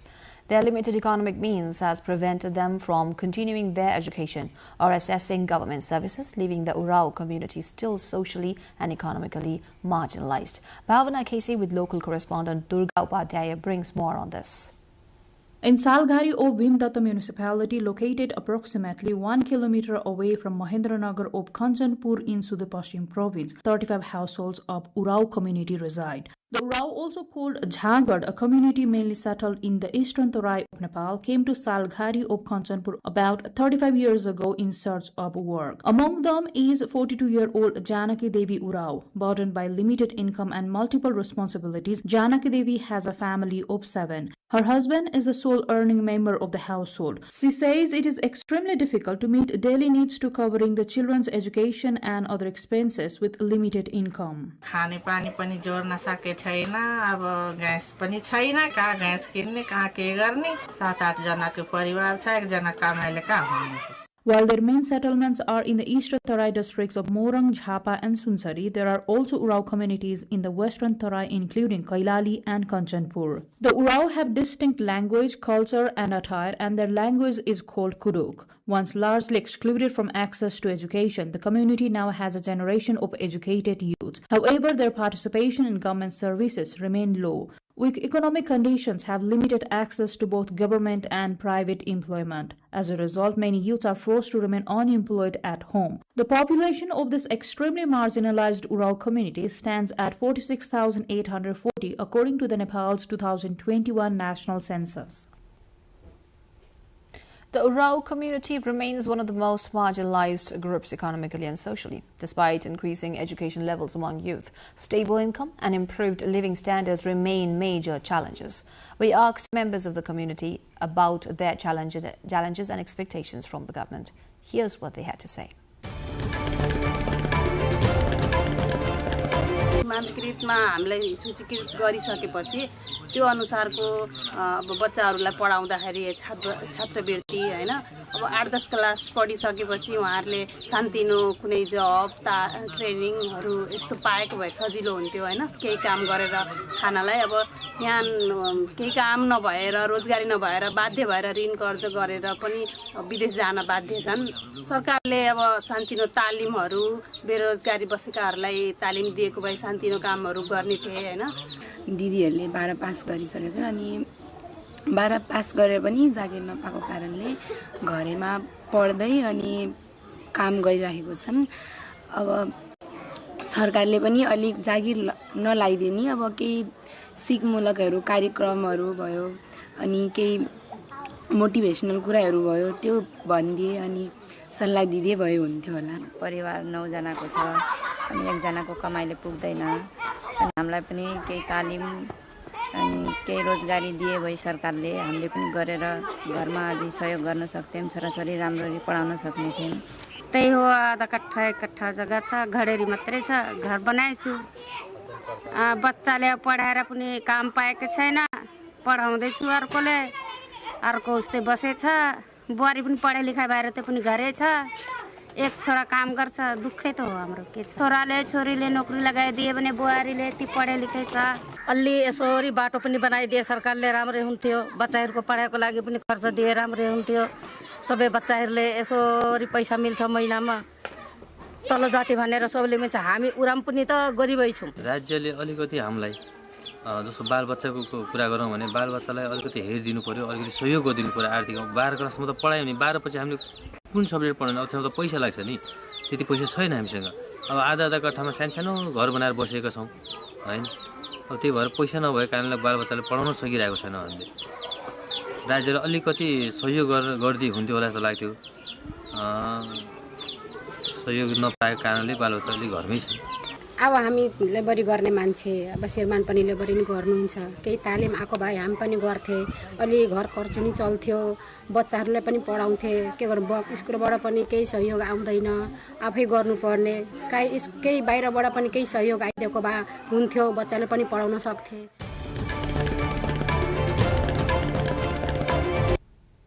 You're with NTV World News Hour. The remaining updates. Coordinator of Communist Party of Nepal, Pushpa Kamal Dahal, says the public and political parties are fully prepared to head into elections, however warned that certain forces are attempting to influence that momentum. Addressing a Bagmati province-level unity gathering of his party in Kathmandu, Dahal said there is no alternative to holding elections on the announced date to prevent the country from slipping into uncertainty. ढंगले निर्वाचन सम्पन्न होस् सरकारलाई हामी भन्न चाहन्छौं तपाईहरु कुनै तर्क र बहानामा निर्वाचनको मिति सार्ने दुस्साहस नगर्नु होला। यदि तपाईहरुले संविधान बार मिच्ने कोसिस एकचोटी त मिचिसकेको छ केही हदसम्म, तर त्यसमा हामीले देशको असहज परिस्थितिलाई हेरेर हामीले यो अन्तरिम सरकार बनाउन सहजीकरण गरेकै हो। The chief whip of Nepal's Janata Samajwadi Party, Rama Ashish Yadav, has registered his candidacy for the post of Speaker of the Madhya Province Assembly, a move that reflects ongoing efforts to strengthen provincial governance in the country's federal system. Yadav filed his nomination with the backing of 7 political parties, signaling cross-party cooperation in one of Nepal's most politically significant province. According to Province Assembly Secretary Basu Prasad Koirala, the candidacy was proposed by Birendra Singh of the Nepali Congress and seconded by Fakira Mahato of the Maoist Centre. Yadav, who represents Dhanusha Electoral Constituency 2B in the Provincial Assembly, is seen as a senior figure within the regional party landscape. Nepal's constitution-making process is often hailed as a milestone in inclusive democracy. But what happens to the voices that helped shape that historic document once the process is over? Our next report looks at the life of a former Constituent Assembly member, once a symbol of representation, now struggling on the margins. She was once part of history. Today, she is fighting for survival. Srikanti Pasi from Kapilvastu district in southern Nepal was a member of the country's second Constituent Assembly. Tasked with drafting Nepal's new constitution, Pasi entered the assembly through the proportional representation system, representing Dalit women from the Madhya region, a group long excluded from the country's political mainstream. The 2015 Constitution of Nepal promised inclusion, equality and social justice. For Srikanti Pasi, being part of that process was not just political, it was personal. She became a voice for marginalized women at the highest lawmaking body of the nation. But nearly a decade later, the reality is starkly different.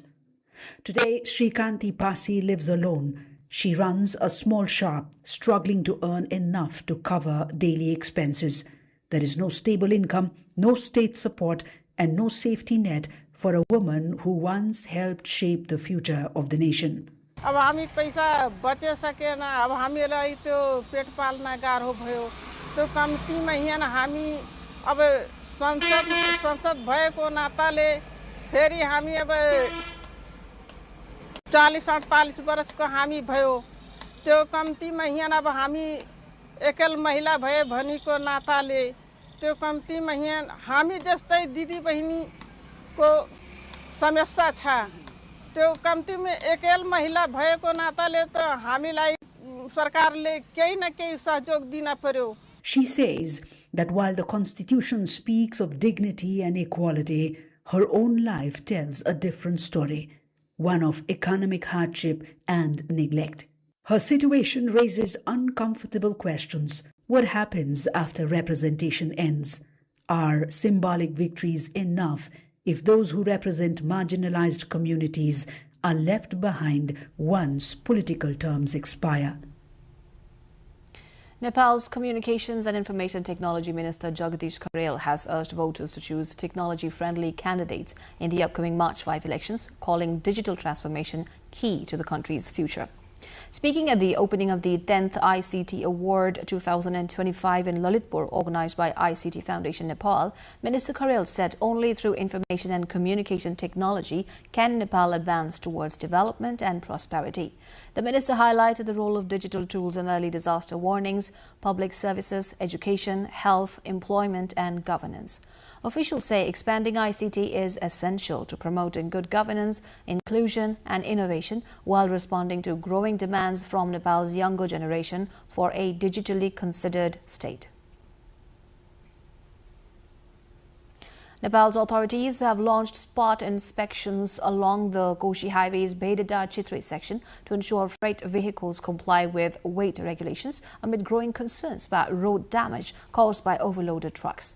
The move comes after complaints that vehicles such as trucks, tippers, mini-tippers, trailers, semi-trailers and tractors frequently exceed permissible load limits, undermining road safety and infrastructure. The inspections are being jointly conducted by the Transport Management Service Office in Dhankuta and the Dhankuta District Police Office. The initiative follows a recent meeting chaired by Chief District Officer Binod Kumar Khadka, which resolved to strictly enforce the Load Transport Directive 2017. According to Ramesh Prasad Dahal, head of the Dhankuta Transport Management Service Office, any freight vehicles that fail to comply with weight limits, except those carrying materials for national priority projects, face penalties. Despite stricter enforcement, local officials say that challenges persist in the Dhankuta section of the Koshi Highway, where the absence of weigh stations makes compliance monitoring difficult. In coordination with local governments, Hilly district of Nepal, Palpa has launched the Zero Home Childbirth campaign to ensure all childbirths take place in health institutions. The campaign aims to become a fully institutional delivery district with 7 of its 10 local levels already declared compliant and the remaining 3 working to meet the required standards. Regina Rai with our local correspondent Sunil Karki explains more on the matter. Home childbirth in Nepal continue to pose a serious risk, largely due to the absence of skilled birth attendants and the limited access to emergency medical care. Health professionals strongly urge expectant mothers to deliver in health facilities with timely medical support.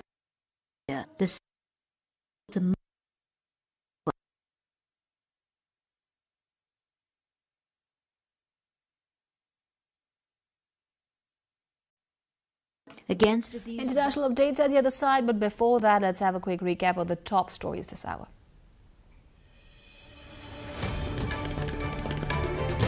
Nepal government marks 100 days of its formation, claims of key reforms to strengthen financial discipline and boost development. Nepal's Election Commission ramps up efforts for free and accessible March 5 elections. Government finalizes legal frameworks and amends election laws. Nepal's marginalized Urao community faces economic hardships and youth unemployment. Bangladesh tightens security after youth leaders killing. Major newspapers also targeted during coordinated mob attacks. US carries massive strike against Islamic State in Syria. Move comes in response to deadly attack on Syria-based American forces. And India's East Bengal club lifts title of the Maiden SAF Women's Club Championship 2025, defeats Nepal's APF 3-0 in final held in that match.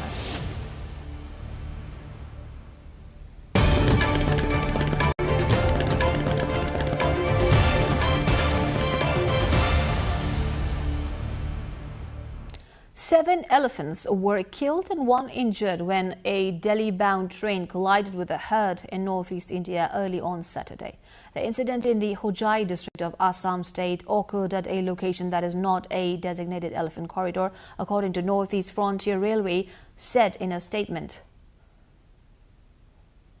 The collision caused the locomotive and 5 coaches of the train to derail, but no people were injured.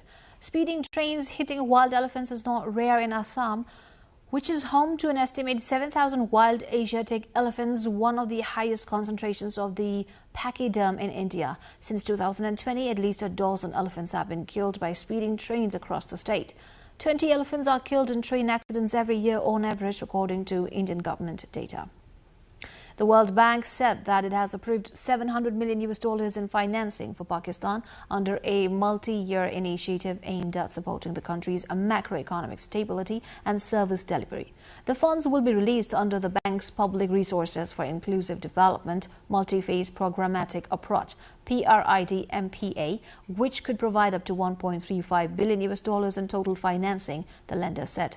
Of this amount, $600 million will go for federal programs and $100 million will support a provincial program in the southern Sindh province. In November, an IMF World Bank report uploaded by Pakistan's finance ministry said Pakistan's fragmented regulation, opaque budgeting and political capture are curbing investment and weakening revenue. With Christmas just days away, thousands of travelers crowded the platforms at Paris's Gare de Lyon, rushing to leave the French capital for the winter holidays as one of the busiest travel periods of the year gets underway. Long queues formed early in the day as families, students and holidaymakers boarded high-speed trains bound for southern France, the Alps and neighbouring European countries. Railway staff were deployed in large numbers to manage passenger flows and assist travellers navigating packed concourses. France's national rail operator SNCF has warned of heavy demand throughout the holiday period, advising passengers to arrive early and expect delays during peak hours. The seasonal exodus highlights the strain on Europe's transport networks during major holidays as millions travel to reunite with families or head to winter destinations. Heavy rainstorms sweeping across the United Arab Emirates have left streets in Sharjah and other emirates flooded, disrupting daily life, travel and transport networks. Roads including Al Istiqlal Street and central areas such as Al Mazaz in Sharjah were waterlogged, forcing drivers and pedestrians to navigate through ankle-to-knee deep water. Authorities have urged motorists to avoid waterlogged areas and follow safety advisories as unstable weather continues. The downpours have also grounded flights and triggered travel chaos at major airports. Emergency services remain on high alert and meteorological authorities warn that unsettled weather with thunderstorms could persist, prompting officials to caution residents and commuters to stay vigilant and minimize travel where possible. Turkey's first and only ice museum has opened its doors with a unique theme, animated cartoon characters. At the ATA Ice Museum in Ataturk University, giant blocks of ice have been meticulously carved into lifelike animal figures, including lions, rabbits and other creatures, alongside creations inspired by Turkish mythology. A total of 25 ice artworks are on display, each highlighted by a special lighting system that enhances the intricate details and brings the frozen sculptures to life. The exhibition combines artistry and innovation, offering visitors a rare opportunity to experience storytelling and cultural heritage through ice. Visitors can explore the sculptures while learning about traditional Turkish myths and modern cartoon characters in a frozen setting. The exhibition will remain open throughout the winter season, giving audiences ample time to admire the ephemeral beauty of the ice art before it melts away.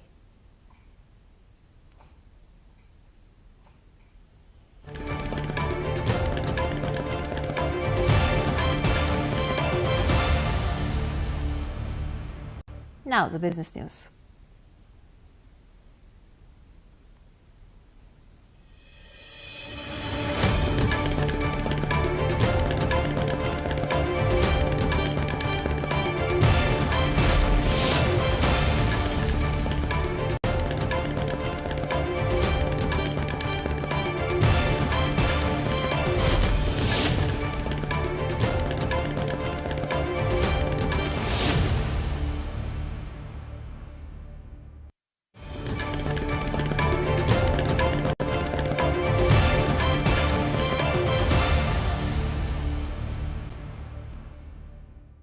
China has officially transformed its entire southern island province of Hainan into a free trade port, marking one of the country's boldest economic experiments in decades. The island-wide customs closure launched on December 18, 2025 introduces a sweeping two-line tariff system.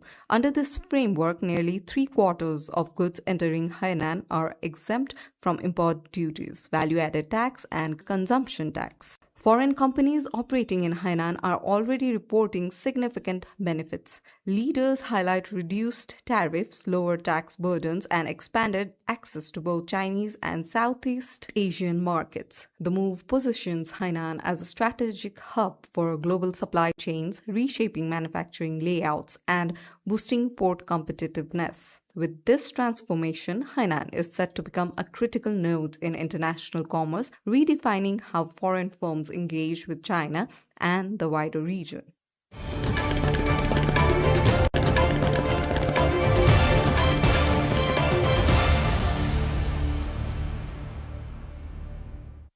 The Bank of Japan has raised its benchmark interest rate by 25 basis points to 0.75%, the highest level since 1995. This marks a historic shift as the central bank continues to unwind decades of ultra-loose monetary policy. The move comes amid persistent inflation, which has stayed above Bank of Japan's 2% target for nearly 4 years. November's consumer prices rose 2.9%, while real wages have fallen for 10 consecutive months, squeezing households. Markets reacted sharply. Japan's 10-year government bond yield surged past 2%. Its highest since 1999, while the yen weakened against the dollar, signaling investor concerns over import costs and living expenses. Governor Kazuo emphasized that the BOJ may consider further hikes if economic conditions remain stable, pointing to wage growth as a key factor in sustaining price stability.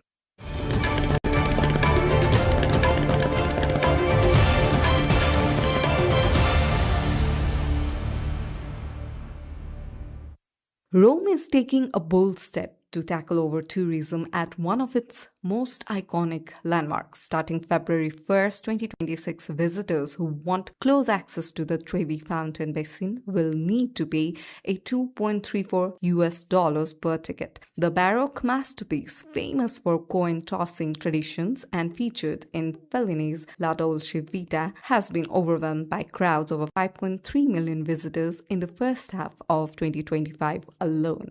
City officials say the measure will generate an estimated $7.61 million annually, while helping preserve the fountain and improve visitor experience. General viewing from the surrounding square will remain free, but closer entry will be restricted to ticket holders. Residents of Rome will be exempt from the fee.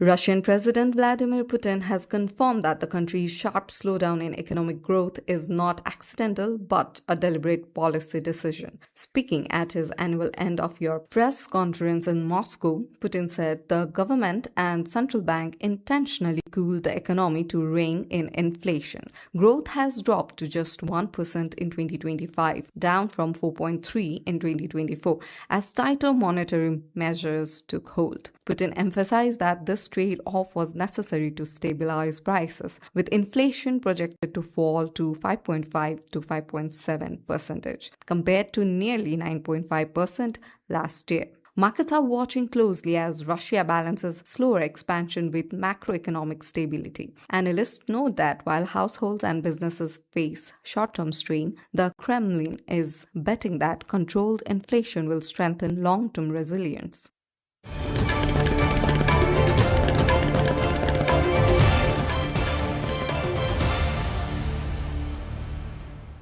Now the sports update.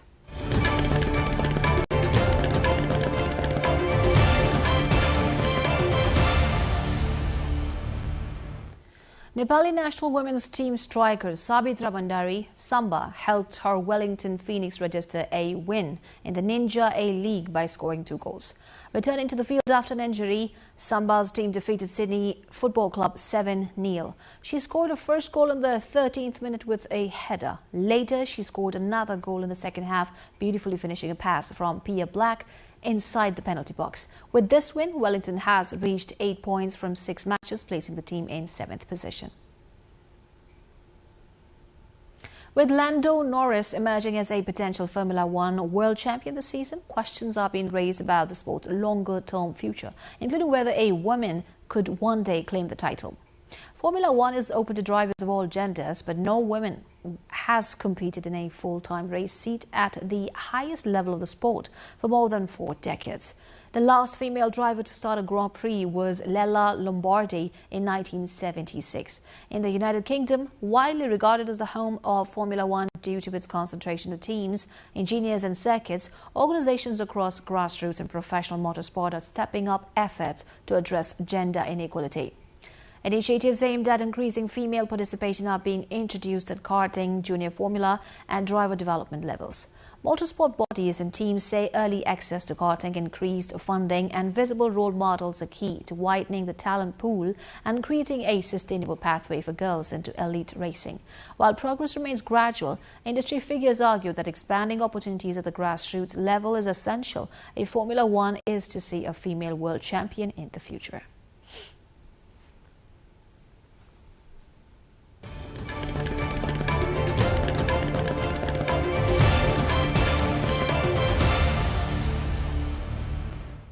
Time now for the weather update, first from Nepal and then from around the world.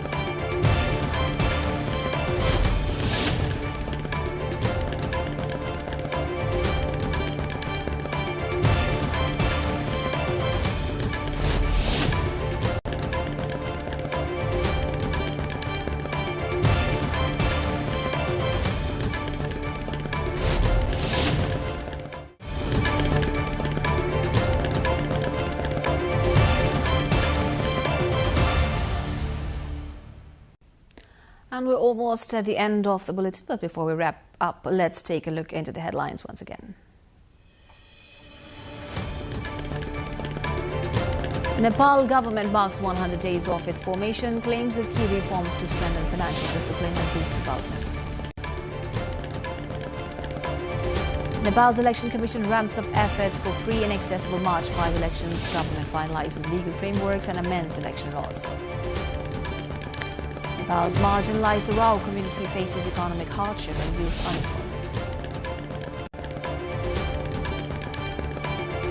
Bangladesh tightens security after youth leaders killing. Major newspapers also targeted during coordinated mob attacks. The US carries massive strike against Islamic State in Syria. Move comes in response to deadly attack on Syria-based American forces. And India's East Bengal club lifts title of the Maiden SAF Women's Club Championship 2025, defeats Nepal's APF 3-0 in final. And that's it for this edition of NTV World News Hour. Do join us through our social media and get the latest updates from our official website, nepaltelevision.com. This is me, Thugi Singh Tamang, signing off. Thank you for staying with us. Good night.